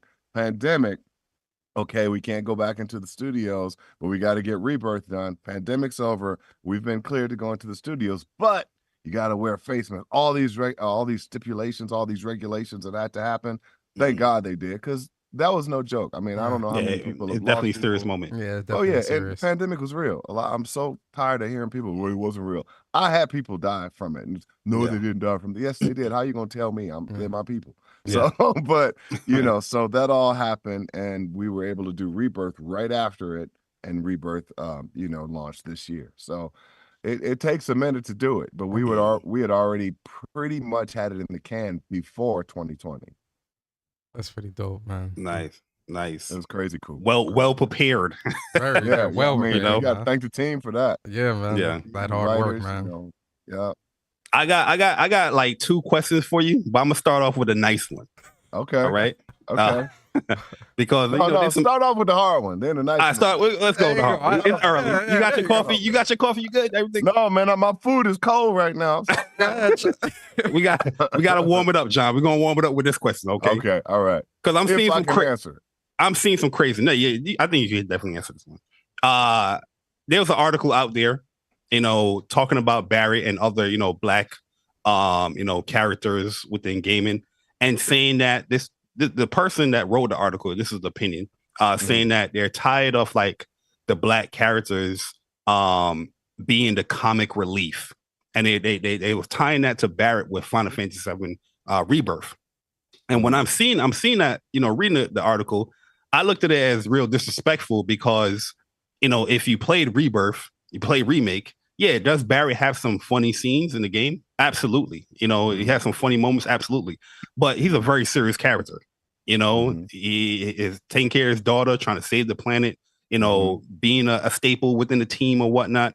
But to outright say comic relief, I felt like that was disrespectful. How do you feel about when you see articles like that, taking your portrayal of this character and it's calling it like a comic relief at the end of the day? Well, one, I didn't see the article. I don't think I did. I know there's a lot of negative press whenever anybody does something. I always applaud the haters, because they generate more buzz, and there's always going to be haters. I always say, if you don't have haters or people who are giving their opinion, they're not always haters, they're giving their opinion, then you haven't done your job. So it's all good. But as far as the particular article saying that's kind of deep, because I think Blacks in America, if you go all the way back to vaudeville, when white folks are trying to portray us in blackface, we were always looked at as comic relief, or the character, or there's different titles that we had back in the day. If you do a history of Black men and women in show business, period, in the entertainment business, you'll see where it was always a comic relief character or a character that was made a buffoon of or to laugh at or whatever it may have been, whether it was portrayed by a white person in blackface or whether it was portrayed by black people eventually. So you will always see that. But my biggest thing is that when you come from a culture that has always said that, of course your opinions in your article are going to be swayed by what you're surrounded by or what you believe. So that is someone's opinion. That's fine. I would love to know the history of how that person grew up, the region in which they grew up, how they perceive people themselves, people, not just black folks, so many different things. Because everyone's going to have their opinions and they're okay. Someone once told me, even my opinion doesn't matter. Someone once told me back in the day, you know, opinions are like buttholes. Everybody has one. They all stink. They all stink. So, you know, it's trust me, we've been through a lot of bad ones. Yeah, we definitely are. Yeah, we know for sure. Right. But everybody, kid you not, everybody is entitled to their opinions. If that's what you feel, if that's what you think. I just wish people would think about what they said more as opposed to being led by the culture, how they were brought up, their values, so to speak, or their worldview. Unfortunately, we live in a worldview right now in the West, actually the world period, where there's so much hatred, there's so much anger, there's so much judgment, there's so much us against them, bitterness in people's hearts, where I think that people are going to have opinions that stir up. And then I also think we live in a culture where people want to stir up controversy because it brings attention to whatever it is they're doing. Therefore, that brings, exactly. It brings attention to who they are. Let's get back down to what it really is. Me, my, I. My opinion. I think. You know, because I found it crazy because, like, that's playing through the game. You know, I got over 300 some hours in the game. Not to brag. Oh, you've been playing. Yeah, you know, John, he got the platinum. not to brag. That platinum was work, John. Let's let you know. But yo, Barrett was a good help. I ain't even gonna hold you. Barrett is a beast. Yes, he is. He's a beast. That long range, man. Yeah, yo, long range, the tank abilities. You know, taking the lifesaver. We gonna get into it. But it's a lot. I just feel like there's so many funny moments in the game. Yuffie, though. You have to be lighthearted in certain moments. Like, you know, Cloud have a lot of funny moments in the game. Nobody's calling him a comic relief. No. Not only that, because of our culture, how our culture is kind of based. You know, it's, if you have a straight sense of humor and you're talking just like this, a lot of people don't find it humorous. And why aren't you comic relief? Well, Tim Allen was a straight man on his show. You know, Jerry Seinfeld was the straight man out of the ensemble of the folks who were surrounding him in Seinfeld. But it wasn't comic relief because the show was a comedy. This particular creation, this video game, I don't think Barrett's a comic relief. If you really look at the arc of the characters, Barret, when he jokes around, it's to take off, one, the stress of not being upset about a situation, two, calm another character in the party or within the group down. I mean, people like my wife always made me laugh. She would say, when we were in the face of danger as kids, like when we thought somebody was chasing us or following, I started peeing. You know, I'm like, what do you mean peeing? She said, I laughed so hard, I started, you know, because it was funny to me. And I'm like, weren't you scared? She was like, no, I ran. I was scared. Got up out of there. I ran. I laughed so hard that we were running from something that I didn't think could happen that it made me, I'm like, oh, okay, I get it. So you never know how somebody's going to react. Well, Barrett's particular way of specific things, it's not comic relief. It's also to get you through the story. When we're on a chocobo going through the swamps, how many people do you really think want to just hear going through the swamp? Yeah. You know, it's so when people say comic relief, I look at it like, oh, that's embedded in your mindset because of the culture. I get it. That's your opinion. Cool, move on. Yeah. It's great that you say that because like when it comes to like the characters, especially in Rebirth, they're now the relationship is now deepening, and now they're becoming friends and dependent on each other and trusting each other. And naturally with friends, what do? You joke around. You make jokes and things like that. So I agree. Like the whole comic relief thing is, especially Barrett and Yuffie's dynamic, how they started to now. Yeah, exactly. Yeah. Barrett and Red. Barrett and Red too. Barrett and Red was good. I just think people put different labels and titles on things that they aren't. Comic relief is different from banter. Banter is different from comic relief. You know, if you're going through something with somebody and you survive a blowing up of a reactor and you caused it, exactly. We did it. There's a whole different kind of bond that's created between you and whoever did that, right? You have history. So it's just like the two of you guys. I bet you got inside jokes that only you guys would understand. You could look at each other a certain way and start laughing. How is that comic relief? Yeah. You know what I mean? So, and if that's how someone views it, then that's how someone views it. But to put up, this is how I look at it. There's enough negative mess in the world right now that you can build a library, if not multiple libraries off of. Why put out something negative? Why put out something negative to a point where you would deter someone from enjoying something that they just might like? And I get your opinion. It's cool, but I'd love to know your worldview, whoever it may be. And it's cool. It's your opinion. I don't say I respect that, but it's your opinion. It's all good.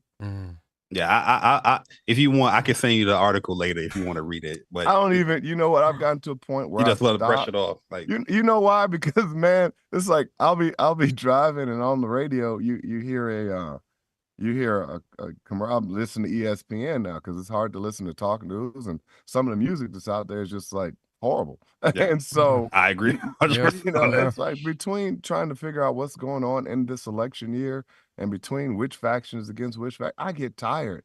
I want to live life, man. So when I go to conventions, my whole mindset, I just got back from this convention for John Maxwell leadership meeting. My wife and I went, and in the middle of it, I just got hit like hard. I'm like, what is going on? Why am I crying in the middle of a convention? And I know for a fact it was the Lord putting something on my heart. So I started writing down, and I realized, if I've got a platform of going to conventions to speak to people just to sign autographs and shake their hands, why can't I take that platform and take it a step higher and say, okay, God, you've given me this blessing. How can I sow into other people? Well, my whole thing is if I go to a convention, I ask the convention heads, hey, can I just have 30 minutes to speak life into people? Which means how can I uplift, encourage, and just edify someone so that they can go on? Because there's a lot more people out here who are broken and hurt and going through the same crap that I've gone through and I'm still going through that need encouragement so that they can go on to the next day. You never know who's had a friendly smile, a friendly gesture, a handshake, or a doggone hug. So I'm going to try to reach as many people as I possibly can so they can have some kind of hope, some kind of joy, and some kind of, drive to get on to the next day and go, hey, I'm alive. I get the opportunity to do this to someone else, so to make sure that I can speak life into them. So that's my mindset right now. Being an inspiration. Bro, I just try to, not just being an inspiration, but trying to encourage other people to be an inspiration. Because, man, in our world, regardless of what color you are, regardless of what culture you are, if you can take what God has given you as a human being, which is life, and encourage someone else to live, then I think we change a whole lot of communication that way. I think we'd change a whole lot of things. Bringing back love into our world, our culture, man, that's what it's all about. Yes, sir. People look at it like, people are like, oh, being in love. It's like, no, man, for real. Love overcomes a multitude of sins. Love actually is, what allows you to communicate. Love is what allows you to have empathy, to care, to have compassion 100%. for your fellow man as a human being. So I think we've lost that. So, hey, for as long as I'm living, for whatever many years I got left, I'm going to use the platform to try to spread love, and so we can have something that changes the course of our humanity. Sorry for that soapbox. Nah, man, I love it. I'm soaking it all in, man. Trust me. The chat is loving it as well. The chat is loving it as well. They're loving it. Cool. So that was the hard question, Bari. What's the easy question? Oh yeah, what's the easy? The easy one was like, okay, this might be a hard one now. Just thinking about it. What is your like favorite scene within Remake or Rebirth? That's a harder question. That's a harder one, yeah, because there's a lot of stuff that goes through. There's a lot. You know, I've always said any scene that I get to do with Marlene is like the bomb. Oh yeah. Man. Yo, That's when all shells come off from Barrett. I mean, you know, if Barrett's an onion and you got to peel him, that's the core of the onion. Yeah, right there. pretty much. Yeah. She shuts down any defenses that he would have up when she's there. Yeah. And honestly, so does Dime. So that's when you see him the most vulnerable, even though he has to do what he has to do in the situation when we see them, you know, meet. That kind of goes into one of my questions. You see, that was a setup, Persona. Yeah, there you go. So you know, just to kind of, you know, to expound upon that, you know, like how challenging was it for you to tap into the emotions of your character Barrett, especially when confronting his former best friend Dime? Because I got to be honest, that section was deep, man. Like it was, you know, especially you know, taking his kid in and having it as your own, and you know, him being angry and you not being like that and trying to pull him down from that, because you could have kind of spiraled into that same way. Would have been. Yeah, it would have been. Had I stayed at home. Yeah. Would have been. Yeah. Corral would have built me that way. Yeah. So like, you know, explain to me, like, what did it take for you to channel that emotion, and what emotions was going through you when you were performing that section? Well, I promised I wouldn't go there in any of my podcasts, but I'm gonna do that because it's y'all. So you got to understand, there's 3 different scenes in Rebirth that I think are some of the most emotional scenes in the world. I know a lot of people. I don't like spoilers, but I know we've been out there for a minute, and so many people have told me they spent hours playing it. Not as many as you. Hey. Get on it, y'all. Get on it. Game of the year. But one is when I go back home, and you have the flashback of seeing how I'm greeted. You know, my past follows me. You know, 2 is when you meet someone who means more to him than anybody in the world, where it all started. That flashback was brutal. Seeing that scene right there. That wasn't in the original. Yeah, that exactly. That hit me right there. In the booth. I'm like, wait a minute, is that? Oh. And they're like, you all right? I'm like, yeah, man, give me a minute. Let me tap in. Because it was you don't get that, especially, you know, being a fanboy myself, man, dude. You got to understand, that was one of my games, right? You know, I think I was 26, 27, and had just gotten married, you know, and I'm like, oh my gosh, y'all going deep with this one, right? So that scene was heavy, but then the scene with Dine, because I'd played the game back in the day, I knew how special it was. And listen, they did an excellent job with OG. Yeah. I mean, unreal. It pulled your heartstrings. Like, but for preparing for the scene, I kind of asked ahead of time, hey, when is the Dine scene coming out? I need to know.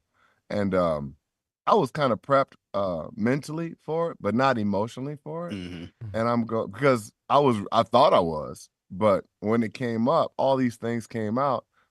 My father passed in 2017. R.I.P. And rest in peace. I went back home to take care of him, and we both found out together from an intern doctor that my father had terminal cancer. And I'm like, what? And I'm like, whoa. And my father's like, pardon me? And we didn't know. And long story short, shortly after that, they released him to go home. And I said, I'll do hospice for my dad at home. And he passed very quickly in my arms. So I'm an actor who uses what we call sense memory. I pull on things that have actually taken place in my life that allow me to go there, so to speak, which can be dangerous at times because it triggers emotions and things, you know, memories. But that's what I've used throughout my career as an actor when I have to pull on certain emotions, situations, life situations that I've actually gone through. I pull on from so that I can get there as an actor. So it becomes beyond the words that are on the paper that you have to memorize and portray. So, that was pretty much what I pulled from. for the dying scene. Yeah, we definitely felt it. Yeah. With dying, because like we played the original as well, and that's an emotional scene, just in general, right? Just going back to Corral, Gold Salsa, meeting dying, all that stuff, crazy scene. That was one of the scenes in Rebirth. I was looking forward to seeing how they're going to depict that, how they're going to translate it, or to show it in cinematics. And they nailed it spot on, like chef kiss with that, man. And it hit me hard. Like even Dying was a cool character, but now seeing the nuance and the more understanding of the backstory, Barrett's decisions and all that stuff, I'm like, woo, okay. This hit hard, man. Seeing how he lost his arm and everything, just seeing all that visualized in the way that it was, right? Like the whole history of it was just really, really emotional. Because I'm just like, yo, this is crazy, man. Like the amount of story they gave it with Barrett, it was phenomenal, especially that section. It was crazy.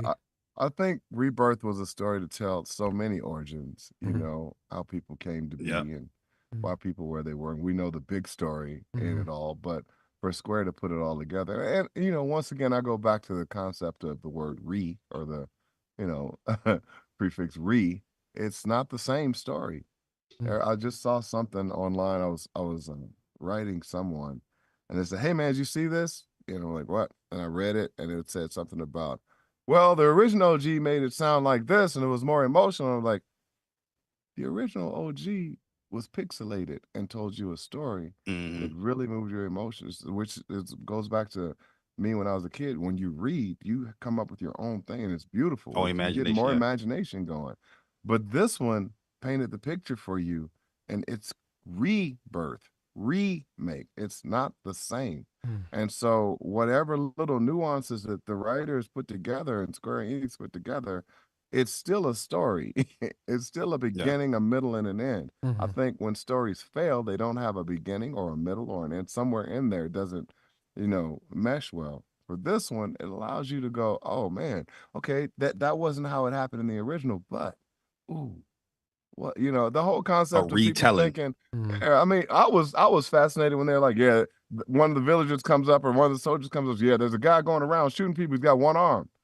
And I'm like, oh, are they talking about Barrett? Did I lose it somewhere? And then I was like, oh, that's how you bring it in? Okay. Okay. So, there's different ways of doing it. Man, you're talking about a long time ago, 1997. Yeah, and it's funny about that too, because even the developers, they said, like, with the original game, as much as I love the original game, my favorite game of all time, their full vision couldn't be shown because the technology was so limited in.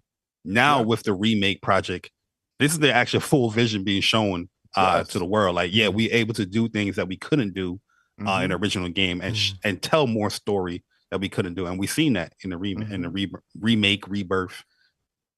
While sticking quite closely to the original, pretty close to the original. You're just getting more layers and details within it, but the story beats is still there. My thing is, I like to appreciate things.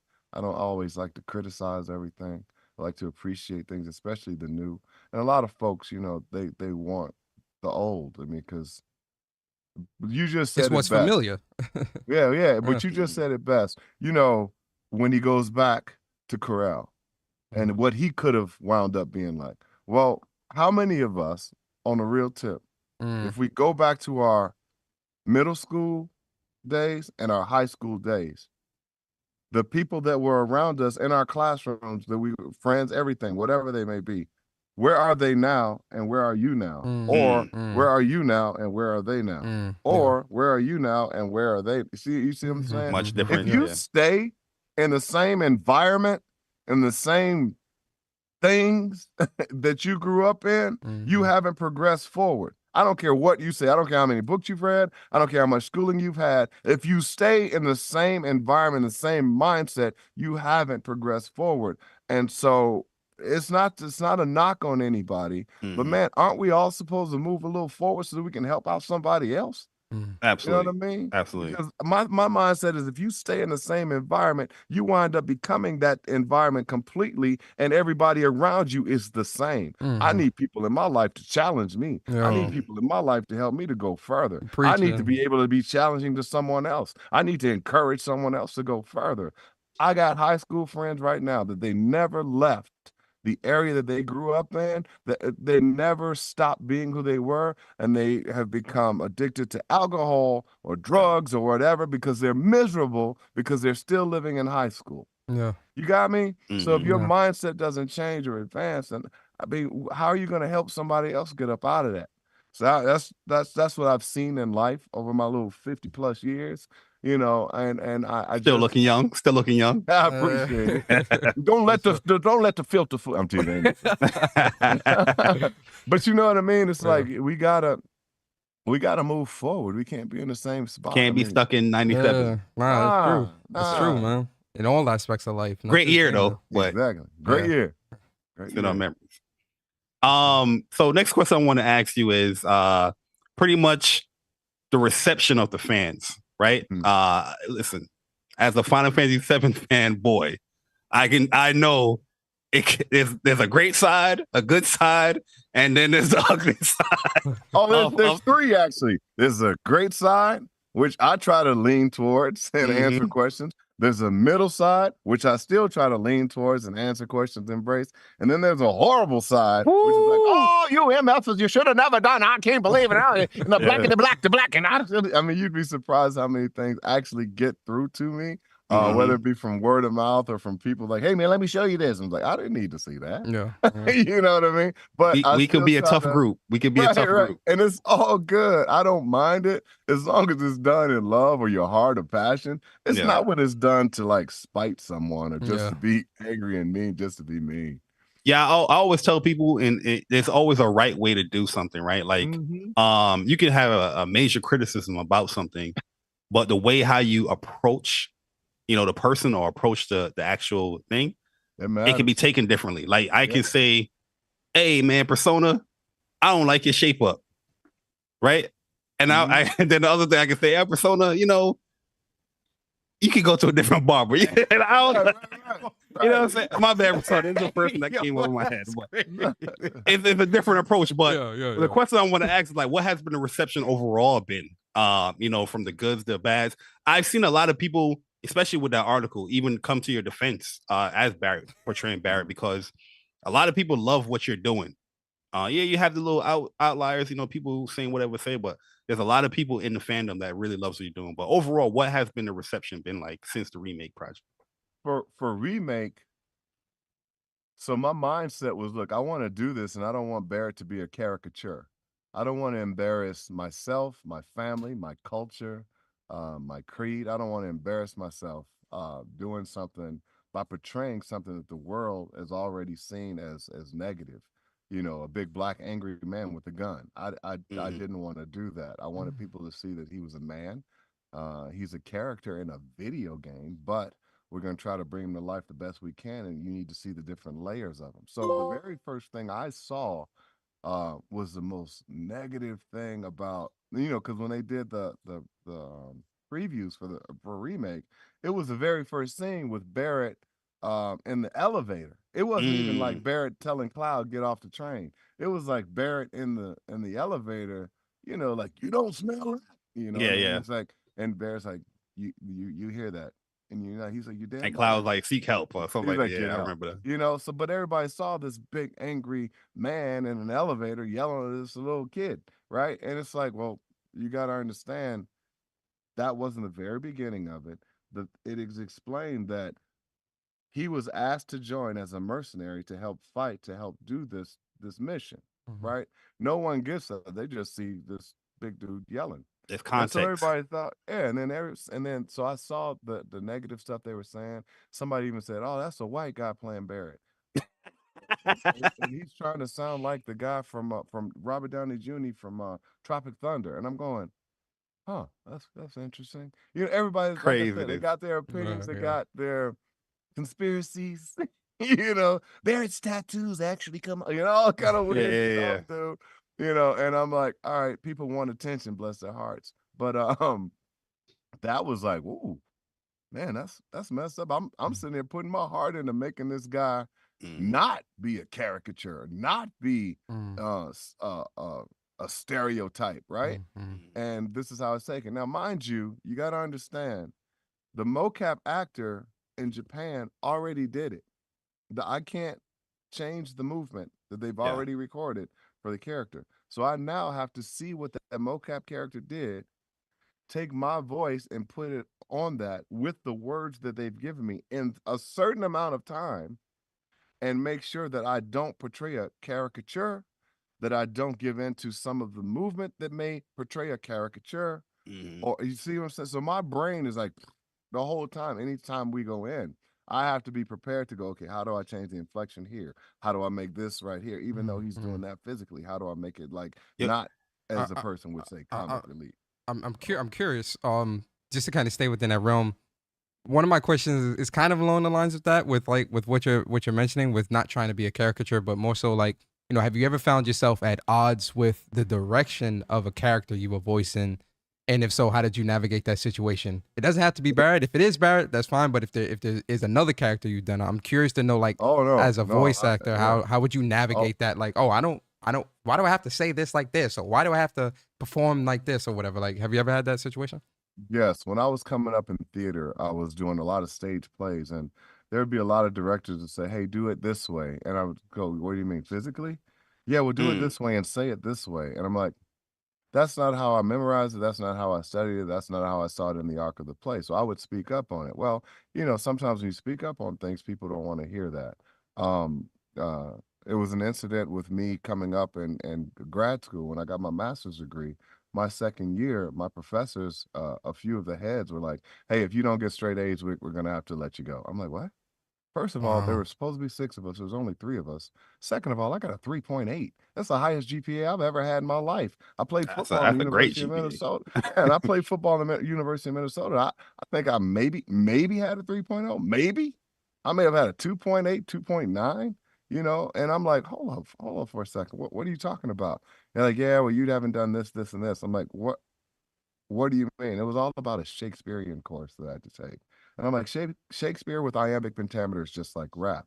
So I'm not understanding how you're teaching me, but this is how I perceive it. So wound up, long story short, getting straight A's. They couldn't say anything else for my last 2 years there.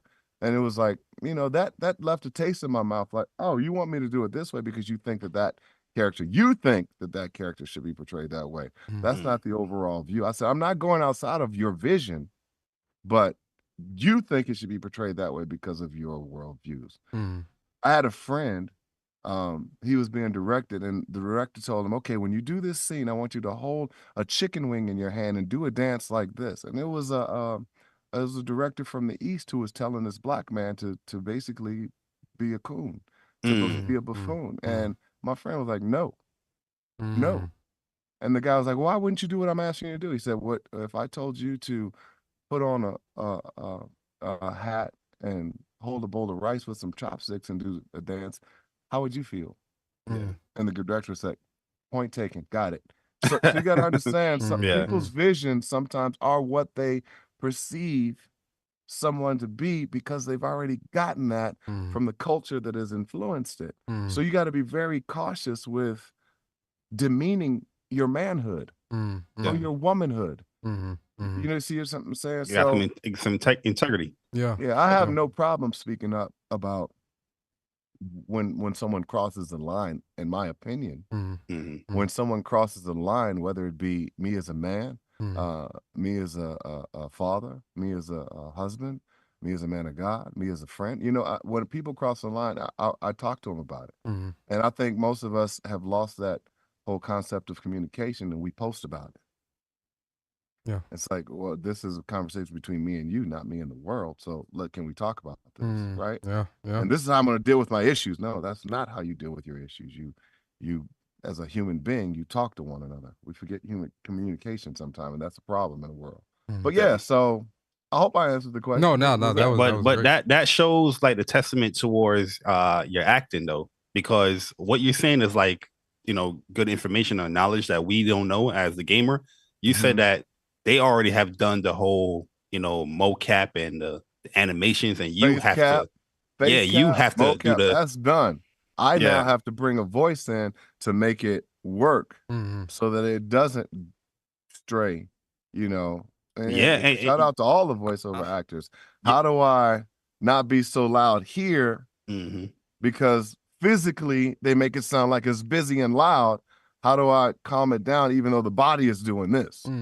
How do I make sure that even all this is going on? You pay attention to just me in the middle. You see all this other stuff going on, but you're actually speaking to me, and my voice is not, acknowledging all the stuff. You see what I'm saying? Those are acting techniques that people don't understand comes to play, and whether it's voiceover acting, whether it's on camera, whether it's on stage, that's why I say go to school, train, so that you don't fall into something that's foolish and you wind up seeing yourself for years. Because once it's on tape, it's on tape. Yeah, it's over. Once it's out there. Oh yeah, especially You can't reel it back. It's done. Yeah, it's you done. can't reel Gotta it back. be careful. No, but that's great, because like Remake, Rebirth, everything is so on point, with acting. Like even you can switch over to, the Japanese dubs, or just even just English, and it's just everything that aligns itself with what the character's doing. So that's great.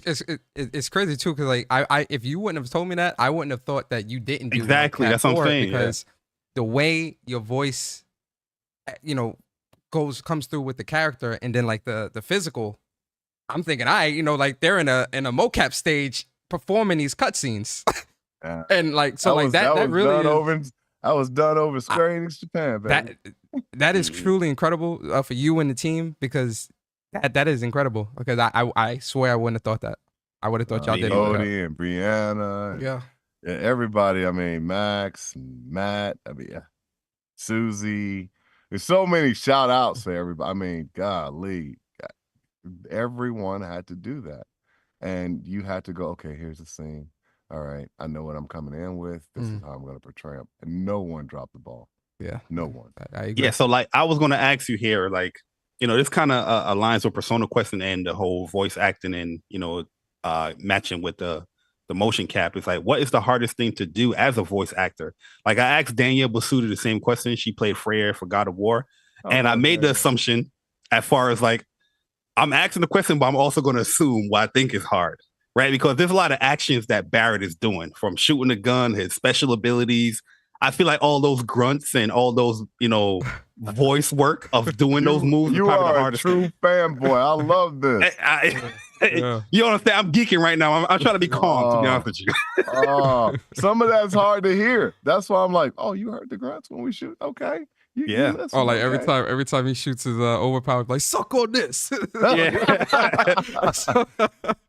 I'll tell you the hardest part, honestly, is that for my sessions, we're scheduled for 4 hours a day, 4 hours out of the day. You get breaks in between, not lunch breaks. You just get breaks. That's breaks. Just quick breaks, honestly, quick break, because we got to finish the job, But it's 4 hours a day. Sometimes you can do 2 sessions a day. I did that a few times. Barrett doesn't talk like how we're talking now. There's nothing about Barrett that is quiet. You know what I mean? Barrett is just loud and wears his heart on his sleeves. Yeah. He is a voracious man, and he's passionate about what he does. The only time you really hear Barrett in a natural speaking tone is when it's like stealth mode, when it's kind of in a setting in a room, even in a setting in a room. Like when we first started off in Rebirth, he's loud because he wants to know, hey, Cloud, what's going on? And why are you doing that? And and so and Marlene, the only times you really hear him talk like normal without being excited is very few. Yeah. So for 4 hours of screaming like that, that's the hardest part. Yeah, I feel along with being in your head about, okay, how do I translate this? Okay, how do I get this in this amount of time? Okay, can we change this word? Oh, do you change that? Okay, that didn't make sense to you as a writer. Okay, what was the translation? What does that mean? So you have all that going. So the hardest part is being in a booth and figuring it out with your team and your director and your translator, Ben and Kirk, And then with Justin, okay, was that too loud? Am I too hot on the mic here? What if I move? Does that give you the movement when he takes off running? You know, so along with all of that, the work is the hardest part. And for me, the preservation of the voice is probably harder than all of it.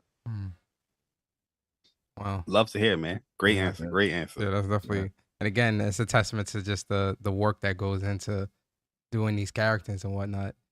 Yeah, this is kind of like John resume is long, man. Yeah, because you've done like TV as well as like a lot of voice acting. Some of the characters I didn't even know you did. So correct me if I'm wrong. You did Parks in Yeez 9. Ooh, okay. I'd have to see the picture. Yeah, Parks is it was an old guy with glasses in Yeez 9 where you had to like locate the map for him. Like you had to like expand the map and bring that map knowledge back to him in Yeez 9. Was he like a narrator? No, not a narrator. He was like more of like a philosopher. Man, pull it up and put it on the cameras. Let me see the picture. Because I kid you not, when you go in and do the job, I'm telling you this is all insider type information. Sometimes the names change. And then sometimes, all the time, honestly, the project, you never know what the project is. They have a secret name for the project so that there's no leaks, so that nobody talks about it. You would be surprised, man. There's so many different things that are like, okay, what did I do? What did I do? Oh, I can't. And it's not I'm not bragging or anything that. I'm just like, man, there's some things that I've done. I'm like, that wasn't the name of that. And that wasn't his name, you know? And so the people are like, yeah, I remember being at a convention and this dude came up. We were overseas and he was like, John, I really thank you for doing the portrayal of Sid. This was my favorite this. And I'm like, what was it? And he was like, it was this wrestler guy and he's blonde. And I'm like, is he, what? Show me, man. And this dude's like, oh, I have it right here. And we're in a convention. He walks down the aisle. He's like this. I'm like, oh, I never knew how to say his name the right way. And I'm like, yeah, I did that. But that was way back when I was just starting off. And he's like, yeah, thank you so much. I'm like, man, let me sign something for you. Because they changed the names. Uh-oh. There it is. Yeah, I remember Parks. Yeah. So that's the one. That's the one where I was like, okay, wow. Like when I was looking, I was like, wow, fun. like yo, John's resume is long. It's longer than what I thought it was because I'm like, wow, Parks. Like that was a great game. Fun one. But my question is, you know, in terms of like, you know, doing both. Oops, I did the wrong thing. Oops. In terms of doing voiceovers and in, you know, actual acting in like a movie or a show or something like that, which one do you enjoy more? Between the genres, like like on camera? on camera or doing voice acting behind the scenes. I told my wife one day, because voiceover acting has changed, right? It's not like it used to be where you get paid just a little bit of money. And you got to do as many as you can. Yeah. I'm a fanboy, so I like Japanese anime. I was watching Japanese anime sneaking in my house on VHS when my mom was like not looking at Crying Freeman. And I remember one day she came and said, "What are you looking at?" I was like, "Oh, nothing." You know, because some of it is racy, right? Yeah. And I'm like, you know, but I'm like, I want to do something like that one day, but I don't know how to speak Japanese. And it's like, nah, you can actually do that, you know. Anyway. So I told my wife, I remember my dad, he was like, yo, how is it out in LA? I had just gotten my first job. It was Sister. And I came in, I did my job. It was for 3 days. And I said, Dad, I just made more money in 3 days than I made for the course of a run for theater. And he was like, really? Good job. I said, and then there's this thing called residuals. You get them after it airs for a while. He's like, good job. And my buddy was like, yo, what are you going to do with your first million? I'm like, million? I didn't make that much. He's like, when you continue to work, what are you going to do? And he made me change my mindset on how I'm going to work and what I'm going to plan for. This was before I had my 4 boys. This is, you know, my wife and I had just gotten married. You know, it's like, you know, so I had to stop and think about it. And, you know, for a minute, it was like, I'm going to do everything on camera. And then you get older and you're like, oh, there's a lot of younger folks. There's a lot of folks who are on screen for whatever those reasons. I don't want to compromise who I am as a man. So, you know, there's so many different factors that go into it. But boy, I'm not going to lie to you. If I could do voiceovers for the rest of my life and make a living at it, I would do it in a heartbeat. I got to shoot a film in Atlanta in June. And I'm excited about being on camera again, but there's so much behind it. It's like, man, I got to lose a little more weight. Man, I got to memorize these lines. Okay, when I get there, where am I staying? Because I got to have a place to study these lines. You know what I'm saying? There's so many different things. Man, in voiceover, I can wake up in the morning and brush my teeth if I want to. Whatever I want to. Go into a booth and record. And paper's there, and you know what I'm saying? You still do the work. You still do the character work. You still put in the work. But it's so different because it's more intimate. It's you and a microphone and whoever's on the other side of the glass in the booth. And man, if I could do that for a living for the rest of my life, I would do voiceovers in every genre I possibly could for the rest of my life. That reminds me of like how it is now, how the world is now. Yeah, like work from home. Yeah, you can go into work, but man, I want to stay in my room. Exactly. You know what I mean? Work from home. You know, work from home life is the best life, man. If you can't remote in, I don't know if I can. I don't know if I can work here. My roommate told me, I just got back from Minnesota for a big 100-year celebration of Kappa Alpha Psi side chapter. And my roommate was like, yo, dog, I go into my job whenever I want to. I only have to go in 3 days a week. And I wear sweats if I can get away with it. I was like, what? And he works for a major company. I'm like, wow, bruh, that's outstanding. And I was like, I guess it's like that for me too, because I'm in my booth right now and my bed is right over there. You know what I mean? Yeah, so it's like, it's cool. That leads into my last question. You smiling I'm curious. I'm curious about this one. Okay. So, is there a particular game like you've always wished you would be involved in, and given the opportunity, which character or characters would you have liked to voice in that game? It could be a past game, or it could be a game like, you know, like if they were to do a sequel or something you would want to be a part of. I'll tell you, Baldur's Gate did so well, and I think it was such an example of what an ensemble is, like what we have as well. I think that was something like that would be good. I think anything in the Lord of the Rings trilogies. Nice. Man, I'm a huge Lord of the Rings. Man. Hey, man, listen. Wow. If we ever meet, drinks on me, man. anything in the Lord of the Rings, anything by JR. I mean, listen. First of all, the source which it came from was just incredible. Just anything in that, anything that would have to do with Greek and Roman mythology. I did God of War. I think I was voicing one. I can't remember which one, the newer ones. In 2018 in Ragnarok.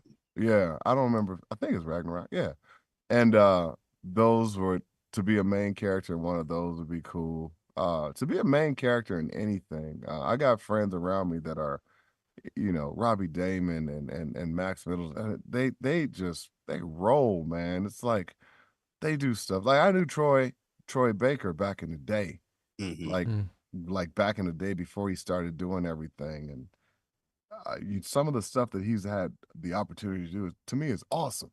You know. Yeah. So to have a role like that and a lead like that, and more roles, I should say, would be fun. That would be fun. I tell you what I really dig right now is this Ghost of Tsushima. That's one of the best games. Oh, bro, man. That is like, and I know I can't be, because it is a period piece and it is very scene specific and very country specific, but oh my God. Yeah. I can be one of the bad guys or something, you know. I can do a monster voice, something. But man, I am telling you, visually, that is one of the most beautiful games I've ever seen. Oh yeah, absolutely. Oh yeah, absolutely. Listen, PlayStation sucker punch. You gotta get John Eric Benntley in there somehow as some type of character, man. Man, I tell you what I'm playing right now. People laugh at me like, man, that game is old. I don't care. I played the original Mafia, and I was in it. And this is way back when I'm like, I didn't realize that's what that was. Mafia, is it 3? with the brother. Oh and- yeah, and, with Lincoln Clay. Bayou. Lincoln Lincoln Clay. Clay, Oh yeah. yeah. I am hooked on that That game. game, yo, I love that game. Oh, and it's alongside with a little bit of history and a little bit of the. Yeah. I'm like, what? How come I never saw this? Yeah. Because I gave up on the Mafia series from, because I don't have time. I got kids. I got my wife. Yeah. I started playing that thing. And Persona 5, hooked on that thing. Okay. Darren from Rusty Roop, he's like, Uncle John, I'm going to bless you with something. You're going to really like it. I'm like, Darren, man, I can't play nothing else. He's like, oh, yeah, I'm getting the game. I'm like, all right, the rest of the ropes told me. And so he gets me Persona 5. I'm still trying to finish it. And I'm mad because I'm like, it's a long game. I got to go and find this heart. I didn't know it was that long. Yeah, so that's why I shout out to you for playing 300-something hours. Man, I got to keep coming back to something. When you come back to it, you forget. The controls. Exactly, man. Yeah, you got to figure out. I'm going through that right now after, completing Rebirth. I'm just like, how this game works? But yeah, Rebirth, I took a week off from work. So that's what I hear. A lot of people are like, yo, man, how do I summon? I'm like, you got to figure it out. I definitely planned around that, man. I took off a whole week and a half, almost 2 weeks for Rebirth, man. I'm glad to hear that I got fans, but I don't need nobody getting fired. Oh, no. Nah, Nah. We still getting played while playing. Yeah, I was gonna say, definitely responsibilities come first, always. Okay. But you also had the pleasure, the honor of voicing LeBron James. Oh, that was fun. For Multiversus. What is that? What is that like? Now that anybody that plays that game, because they're re-releasing the game now. I didn't know they're gonna associate your voice to LeBron James in video games. How does that feel? Well, first of all, when they told me about it in the audition, I'm like, all right, let me go and watch every LeBron interview that I've ever seen. Because LeBron James interviews does not sound like LeBron James on the court, unless he's talking, to his teammate. But when he's doing that, it's kind of like this. You can't really see anything. He's talking to his coach like this. So I was like, how do I get this down? And so I listened to all his interviews. And my son plays basketball. My youngest son plays for Western Oregon University. Oh, nice. And his trainer is LeBron's trainer. And so he was at home and he was training. We went, I'm like, oh, LeBron right there. I should go up there and talk to him and let him know what I'm about to do. And I was like, I'm in awe. I got stuck. LeBron is, I've never seen an athlete. Listen, man, I played football in the Big Ten. I played with and against people that look like they should be in a doggone Michelangelo room of, carved out. And I met LeBron. I saw LeBron. I'm like, this is his bodyguard. I would have to talk to him. And I'm an older looking man. I can go in and like, I'm in awe of this brother's presence. Okay.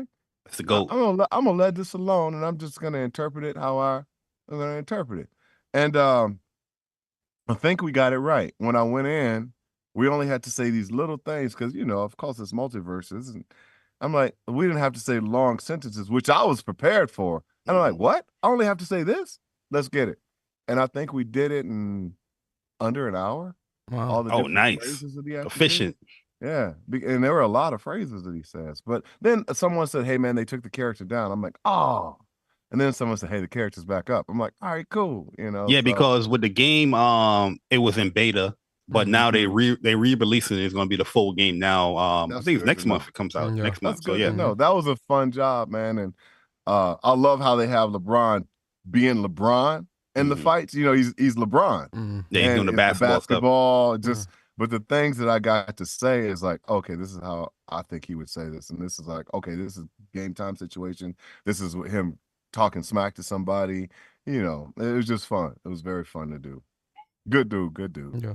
Nice. I hate that he's playing his tail off right now and there's nothing he can do. Oh, listen, I'm going through it right now because I'm a big Kevin Durant fan. All right. And it's hard. It's disheartening, isn't it? Listen, I ain't even gonna hold you, John, man. I'm watching the game, and I say I can't watch. I gotta go to sleep, man. But I'm gonna tell you what my son told me, bro. He told me when Anthony Edwards was a senior, or when his last year in school, he said, "Dad, that's the next Michael Jordan." I'm like, Anthony Edwards. I said, he's good. He's like, balling. Dad, watch. He's balling. And I'm like, okay, he's gotten better and better and better. Yeah. And I mean, on the court and off the court in his endorsements. This Mhm. dude is a walking legend. I mean, it's like this dude is a Yeah. beast, His man. decision He backs making up is everything he says. Yeah. He talk Like- everything he says. It's not just chirp. It's like, no, this is who I am, bro. Yep. I live this. He's a Like, yeah, beast. you definitely see his demeanor. He's more confident. His decision making much better. Passing. Yeah. He's a B. I give him much respect. But yeah, and I he's need making these his Suns to whole get team together. better. And Yeah. I hate that they beating the Suns like this. And you know, I got folks on the Suns team that I really enjoy. And But we've seen a future, upcoming. Well, I think he's a superstar now. He don't see himself as that, but Anthony Edwards is definitely that guy. He's that dude for sure. oh yeah, 100%. That's why he's that guy, because he's Yeah. humble. You Yeah. know, you can't have success or something and be all arrogant and cocky about it. That's you just can't. You remember what got you there, and that's where you stay. Mm-hmm. I learned that from Samuel L. Jackson. I'm like, listen, I watched Samuel L. Jackson's career. I hope and pray I get to meet him before I die. Oh, yeah. That man, he was taking roles left and right. He was doing so much work. He was putting it in the 90s. And I'm like, who is this guy? And he's different in his different On every thing, but he movie. was still everything. Yeah. Even if I'm it like, was a who small is part, this? you're going to see Didn't Samuel care. L. Jackson. He didn't care, Yeah. right? Yeah. And I'm like, oh, it's about longevity. Mm. And It's now about look, longevity. he Nick Fury. Yeah, And he not you just had Nick the Fury. honor to play Nick Fury in some Oh, some bro. gigs, yeah. My uncle sounds just like Sam Jackson. And so for me, it was like, oh, this is easy. Yeah. You know, especially when I saw the very first trailer you see him in is the end of Iron Man. When Tony Stark walks into his place and Nick Fury's in there, he goes, I am Iron Man. You think you're the only superhero in town, huh, Stark? And I'm like, what in the world? This man just took it was the end of the movie. I'm like, he just went, I'm Nick Fury. Yeah. I'm that And guy. it's like, wait a minute. I just watched Iron Man and now I want to see everything that you do. Right. And that's just the beginning of it. Everything he's touched. But it's about longevity. How do you maintain your career and what you do throughout the amount of time that you can? Yeah. How many times do you get to go to the craps table and roll the dice and stay on that table? Mhm. It's about longevity. How do you recreate yourself? Samuel L. Jackson is incredible. Yeah, Incredible. he's definitely goated. Yeah. Definitely goated. I have one question here to ask you back on Final Fantasy. Just a fun one. Outside of Barrett, Mm-hmm. who is your favorite character in the Final Fantasy series? Oh, that's tough. That's tough. So relationship wise, it's different. It's like someone saying, "Hey, what's your favorite color?" Well, what do you mean? To eat? To wear? Mm. You know, to look at? And so for me, it's tough because I really like specific characters because I know the actors. You know what I mean? Yeah, So yeah. I have to go, wait a minute. But I'll tell you what, one of my favorite characters before I got this job was always Red. Red X was one of the most fascinating characters, and I don't think people understand the origin behind this wolf-like, dog-like, Cat-like, yeah. cat-like mythical being with writings on it, with hair and braids and different rings, and the journey that he had to go through, losing all of his other kind, and then being kept in a lab operated on by a crazy doctor. Like, I look at it like the plight of the Native American in America, mixed with a little bit of, and I mean every Navajo, Cherokee, everyone in that red, right? And then the plight of minorities in the Western world, being studied in this tube, right? Going through all these different things and overcoming. That's overcoming. deep. And then you find out how old he is. He youngster. Bruh, that Yeah. used to be. So when I just went to Square Enix, and I've got a lot of I love the little polygon characters, because that's why we do what we do, right? Oh yeah, I got him in the back. Oh, you know what I mean? I'm like, Yeah. oh, I didn't know y'all had those, and they got all the characters, and I love every one of the characters, and I love every one of the voice actors. But I asked for a red plush. I want that plush. They're like, why? I said, that's my favorite character. I think he's the most fascinating character out of all of us. I mean, we're human. This guy is human embodied in this, right? Yeah. With a history. So all the scars, You know, the eye. I mean, if you look, I mean, it's deep, man. Visually, Red is something else.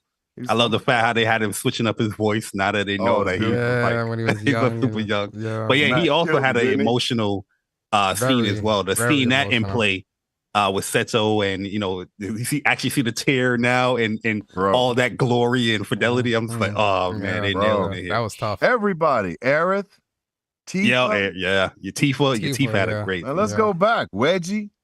You know, I mean, just man, the way Gideon that happened Embry was play. crazy. I mean, you got actors that are just bringing it, man. Just anytime I'm around them, I'm just like gushing. You know, everybody's like, "Yeah, Barrett." I'm like, "Yeah, but you."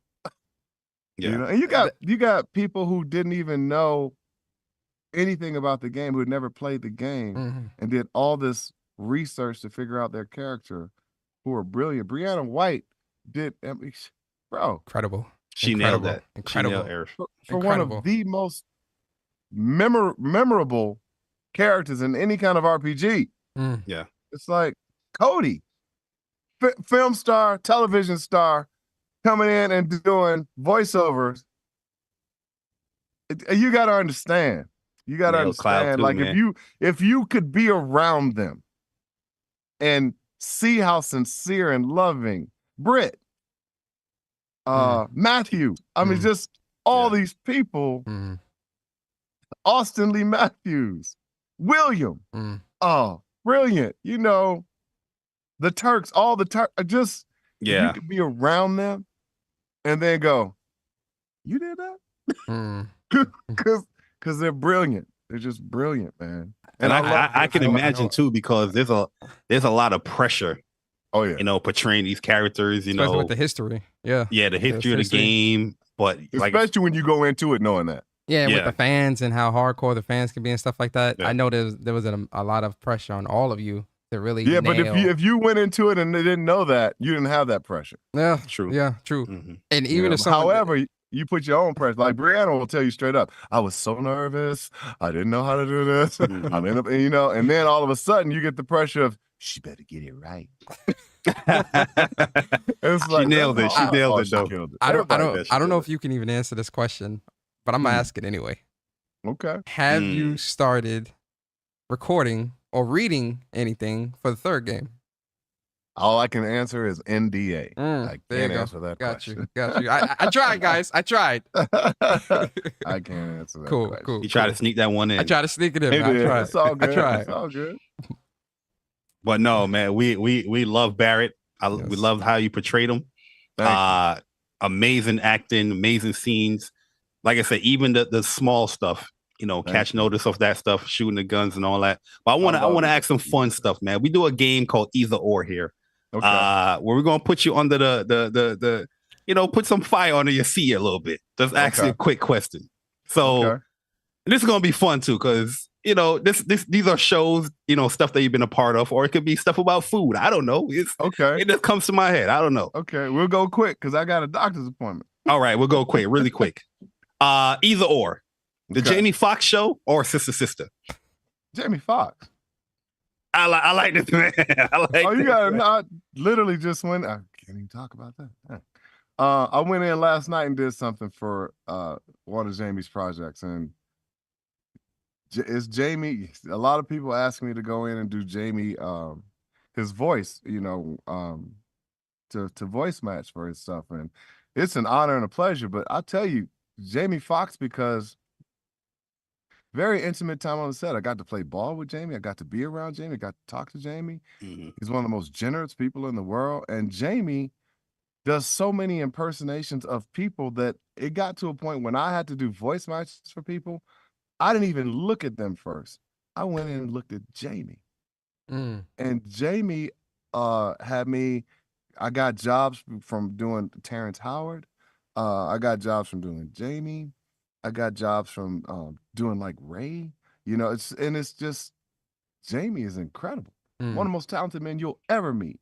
One of the most coolest people you'll ever meet. I pray that the world gets to meet that guy, and I thank God that he did not pass during whatever he went through when he was filming his last film. But no, Jamie. Oh, he's And that's a classic show too. I'm a big fan of Jamie big Foxx fan, as well. big Yeah, fan. so. And you know, I got some in Francesca. I mean, just fancy. Yeah. Yeah. That's a good and show. I man. became very, very good friends with Christopher Duncan. Oh yeah. Love that dude. Yeah. He's in Atlanta now doing this thing, putting it down. There you So. go. All right. Go So ahead, either or, I ask you a quick fun one that we'll wrap it up. Ask me all your either ors. This is a huge discourse between the gaming community, and Persona can attest to this one here. Okay. On a hot dog, a glizzy, either or, ketchup or mustard. For me, I'm from Chicago, so everybody would say, "Oh, you just got to put mustard on it." For me, ketchup, mustard, and relish. Sweet relish. Yeah, sweet relish. All over. Okay. Not all over. A little bit of mustard, a little bit of ketchup, sweet relish. I'm all about the spicy mustard, man. I like spicy mustard. I haven't tried spicy mustard on it, but it depends on what kind of hot dog you get too, right? So if you get a hot dog, what's the one that Nathan's? Nathan's doesn't taste like a ballpark Frank, so to speak. A Nathan's doesn't taste like a Hebrew National. Hebrew National, you ain't got to put much on that bad boy. So I mean, you're talking about a connoisseur eating the wrong food. Oh, like Nathan's hot dogs, their skin is too thick compared to Hebrew National. Hebrew National tastes better than so yeah, Chicago, we have a place where we used to get hot links and stuff like that. So you can compare them all that too. So I got all kind of stuff. Yeah. Hot dogs, but the bun's got to be right too, right? Yo, you know, listen, funky bun, it could ruin a hot dog. It's a process, you know. Hey, if you got them cheap Wonder Bread buns, they're horrible. Nah, no Wonder Bread. Can't enjoy the hot dog. Nope. yeah. I got to a point, but I slowed down. I got to a point. I just started playing golf. Every new golf place I go to, I try their hot dogs because I'm like, does someone have a hot dog like a Chicago dog? You know, they don't. So go ahead, either or. All right, either or. Still sticking with food. Pepperoni or pineapple? Either or. By themselves? By themselves. Either or. We gotta pick one. I don't like pepperoni. I like pineapple, but not by itself on a pizza. You gotta have sausage. That was a trick question too, because pineapple do not belong to pizza. Sausage. No, it does not. I don't mind pineapple and sausage, but not a lot of pineapple. And I just started doing that because I'm like, oh, it gives it a little different taste. The right kind of pineapple. But I'm a sausage and cheese man. I'm simple with pizza. Yeah. I don't like pepperoni for some reason. Everybody in my house does, but I don't. I'm not a pepperoni. I'm not a fan of both of them on pizza, but I was curious because people out here that's be saying the craziest thing about pineapple on pizza. I'm not with it. Man. Jalapenos on pizza, man. The best. The chat say pineapple belongs on pizza. Never. It Absolutely not. Jalapenos, nah. You'd be like, where's John? I don't know, but he took a newspaper. Yo, this was great. Bar, you got any more? Either or we good? I was gonna ask them Final Fantasy 7 or Final Fantasy 8, either or, but I think I know the answer on that one. 7. I just got 10 for my sorry, Ben Star, but it's preaching facts. Oh, you mean Ben is 16? Yeah, I know Ben is 16, but his favorite is 8.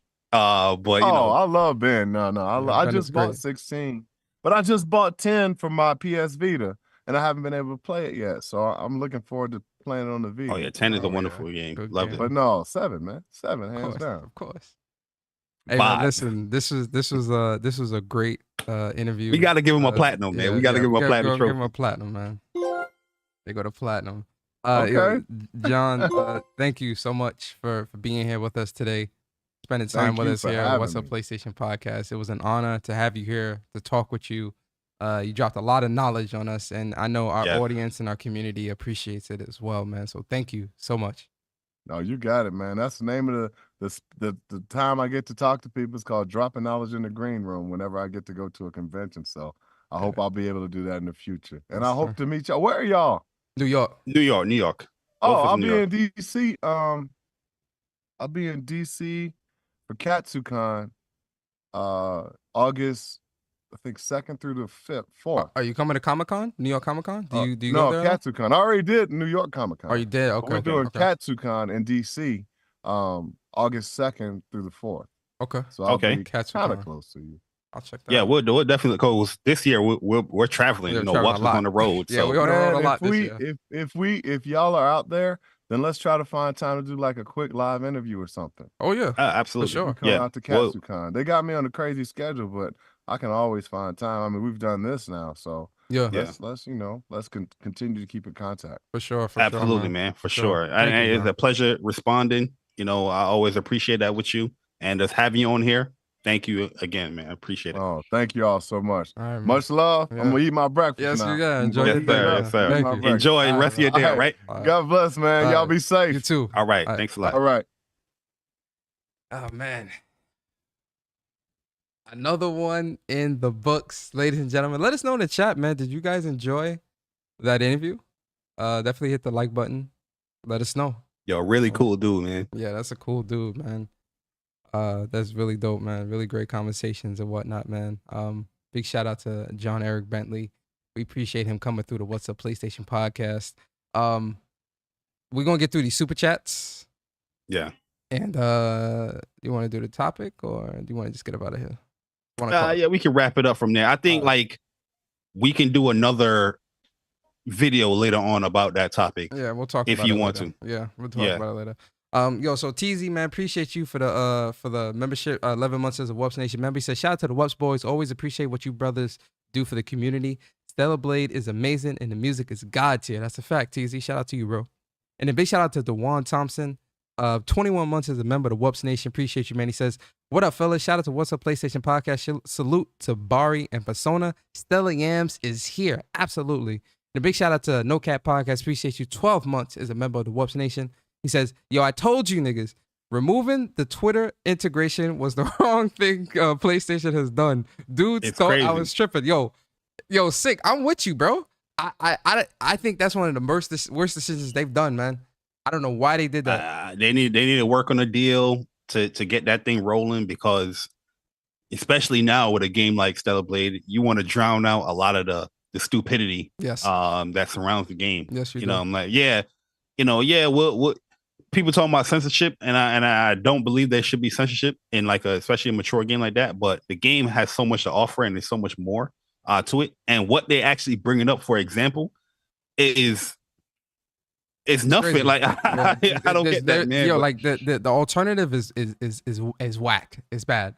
They Yeah. definitely need to bring that back. Shout out to J-Ro, man. Appreciate you gifting a WUPS Nation membership, and shout out to the new member. Shout out to Stone in the building. Appreciate you for the super chat. Says technology got me fighting for my life. Happy Saturday, WUPS men in chat. I see these shirts, Bari. Shout out to Stone's shirt. You guys ain't know. That's the merch. This is the big version right here. The other one is coming. Shout the out- one that's actually my size. Shout out to Cloud Strife, 7 months as a member of the WUPS Nation. Appreciate It's you all always. time. He said, big up to Bari and Persona. Rebirth is game of the generation. No questions asked. Shout out to Absolutely. Barrett Wallace. You see who just I had up need- in here? Of course, I need Game of my- the generation. I need my Gil from Sector 5 Reactor. Yo, shout out to Cloud, always rocking out with us, man. Facts. Supporting us, man. Thank you so much, man. We appreciate you always. Big shout out to Enter Cheat Code for the $20 super chat. Says, keep it up, boys. Appreciate you, Cheat Code. Yo, appreciate And it. then shout out to Cheat Code again for the super chat, for the $5 super chat. He says, the content of this elevating WUPS to new heights, 100%. Appreciate you, Cheat Code. Thank you. Shout out to a Pink Princess in the City for the super chat. Says, hi. Happy to be able to join y'all. Appreciate you, Princess. Always rocking out with us, man. Thank you. And then shout out to Trice Celsius. Appreciate you for the super chat. He says, not verbatim, but I caught golden advice from Mr. Bentley that can change your life. Find the appreciation in the things you experience. Yeah. Yo, he was dropping some was dropping nuggets some for real, knowledge, man. man. That really align with both of us on how Yeah. we feel and how we go about things. And I'm just like, yeah, just hearing it from somebody like that. Yeah. Yeah. It was really good, hearing that. Yeah, he definitely was dropping knowledge, man. And shout out to Jenna Hayes. Appreciate you for the super chat. Says John could play the samurai Yusuke in Ghost of Tsushima too. Yeah. yeah.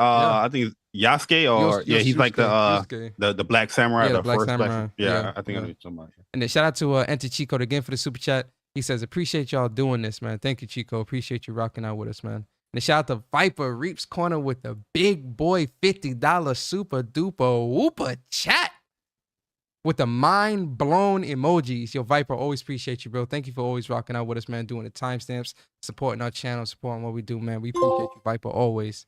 And then shout out to Cobb Sanity for the super chat. Says great interview. Appreciate you, Cobb.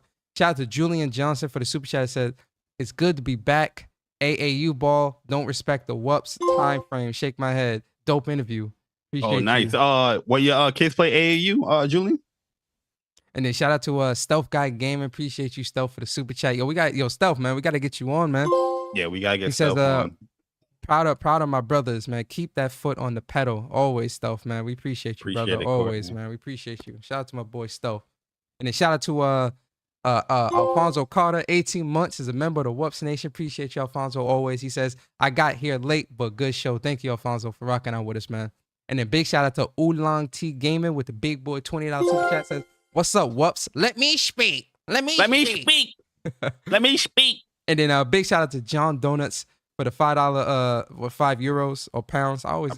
That's pounds, right? Super chat. He says, I love watching the growth of this channel and community. Thank you, Jay Bari and Persona. May more success come your way. WUPS, great interview. Thank you, man. Appreciate Thank John. you. Thank you so much for supporting. Yo, us. it means a lot seeing you guys and girls in the chat. Yeah, it does. Showing support. Yeah. Liking the flow of the interview. Like, yeah, John. Great. I like his energy a lot, man. He's always been cool. Like I've been talking to John in the DMs here and there since like 2020, since Remake. I originally, before WUPS even was like created, he was going to come on my channel to talk, but certain stuff that's happened between me and him, and it never really happened. But during PAX, we was chilling and we talked. He actually came up in the conversation. He was like, "Oh yeah, I know John. He's mad cool. I hit him up in the DMs all the time." And I was like, I just messaged John like mad loud, like screaming. And he was like, "Yeah, let's set it up. Let's get something rolling." And I was like, "Oh, let's set something up. On Saturdays." He's like, "Oh yeah, we'll do Saturdays." But other things. And then that's why when we told y'all in WUPS we have a really special interview that means a lot to both of us because the game franchise that we care about. If you was here in day one with WUPS, our original profile, like pick on our artwork, is Final Fantasy VII. You know what I mean? Is Zach and Cloud back to back, and you see that in our thumbnails.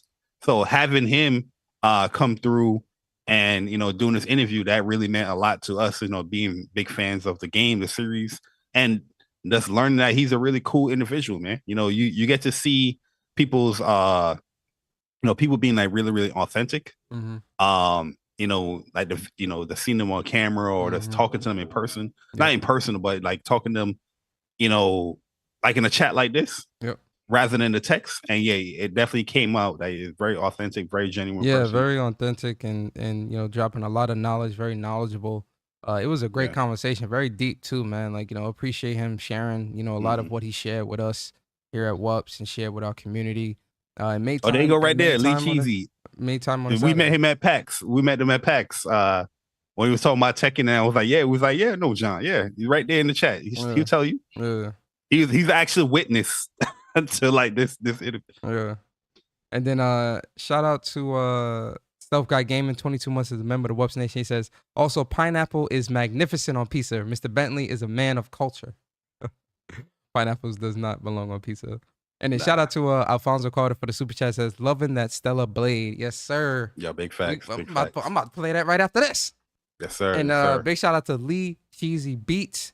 Says, we met him Jay at PAX. Bari. Yes, sir. I knew from our conversation outside that hotel at PAX that WUPS would be fire, but this is truly fire, bro. Can't wait for more. Appreciate you, man, rocking out with us, supporting us. Thank you, bro.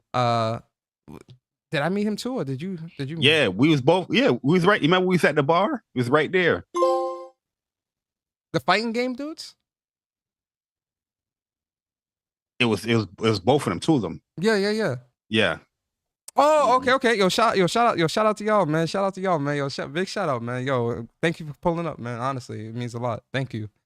Yeah, we was a little intoxicated. Yeah, I had like remember that. Yeah, I had like 4 Long Islands, man. I was gone. Yeah, I definitely was gone, yo. You know when somebody gone when they rubbing their head like this? Yo, I was feeling nice at that bar, boy. Yeah, man. But yo, thank you for rocking out with us, supporting us. It was great meeting you.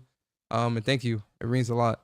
Again, thank you to our audience, man. Honestly, a lot of this, the growth and the support, just, a lot of this is thanks to you guys. We can't wait to bring you guys more interviews and more, conversations and great people from the industry on the show. This is what me and Barry love to do, and this is the crux of like why we built this. To just a great PlayStation centric podcast where we talk about gaming, have great industry guests on, and we just vibe out, man. So thank you guys so much for rocking out with us. And with that being said, we are going to get into the outros. Yo, Bari, starting with you. Get the people your outro. Let them know where they can follow you, what content you got coming to your channel. Go ahead. Yeah, man. This outro is real special because I'm just going to be shouting out John Eric Benntley for coming on through to What's Up PlayStation and chopping it up with us, man. Talking to us, vibing out, letting us ask these questions. We didn't, send the questions to him before. It was going to be raw, authentic with it. We had a question prepared, a long time ago, but we didn't get to send it like we did, other interviews. But he rocked out. He came on through. Great energy, great vibes, and definitely go and follow him and make sure you give him a shout out as well on Twitter. I'm going to drop the Twitter handle in the chat. Because he's just cool people, man. So follow John Eric Benntley. He does a lot of great stuff within, just gaming in general, anime, whatever it is. And as you can see right there, really, really dope person, man. So just want to show him mad love and, thanks once again for joining us and having a conversation with us. For me, I'm not, what I'm doing. I'm playing Stellar Blade. So. Yes, sir. Yes, sir. Yeah, man. And you can definitely follow John Eric Benntley on Twitter. Support him, support what he does. Also follow Bari, man, JBari _ on Twitter as well. Also follow the official WUPS podcast Twitter. Links to that stuff is in the description. For me, man, I'm Persona. I was your host this week, man. You can follow me on Twitter at Persona Speaks. And it's Stellar Blade all weekend, man. Stellar Blade. It's Stellar Blade. Stellar Blade all weekend. That's all it is. Stellar Blade, Stellar Blade, Stellar Blade. Again, thank you to John Eric Benntley for coming through, rocking out with us. Guys, we're working on a couple more interviews that I think you guys are going to love and be excited for. We just need to, finalize some things and try to, set things up. We don't like to prematurely say stuff. We like to have, we New Yorkers, man. We believe in absolutes. You understand? We like contacts. Yeah, but we definitely have a couple of people that we definitely are working to lock down, set up, and get on here that I know you guys are gonna love. So stay tuned for that stuff, guys. But in the meantime, we appreciate you guys so much. And if you enjoyed the show, man, definitely like, comment, subscribe. If you're new here, hopefully you enjoyed your stay. And if you did, hit the like button, share the stream out, subscribe, right? But with that being said, guys, this is episode 161 of What's Up PlayStation Podcast. Also, big shout out to the people that are listening to us on Spotify and Apple. We appreciate you guys as well. Thank you for rocking out with us there. Make sure you rate the podcast and whatnot. And thank you. It means a lot to us there over there as well in Apple and Spotify as well. But with that being said, guys, man, What's Up PlayStation Podcast, episode 161 is in the books. And always remember, guys, What's Up PlayStation Podcast is a podcast for the community, by the community. And we'll see you guys next Saturday, same time, same place, same crew, the WUPS crew. And we out, guys. Peace.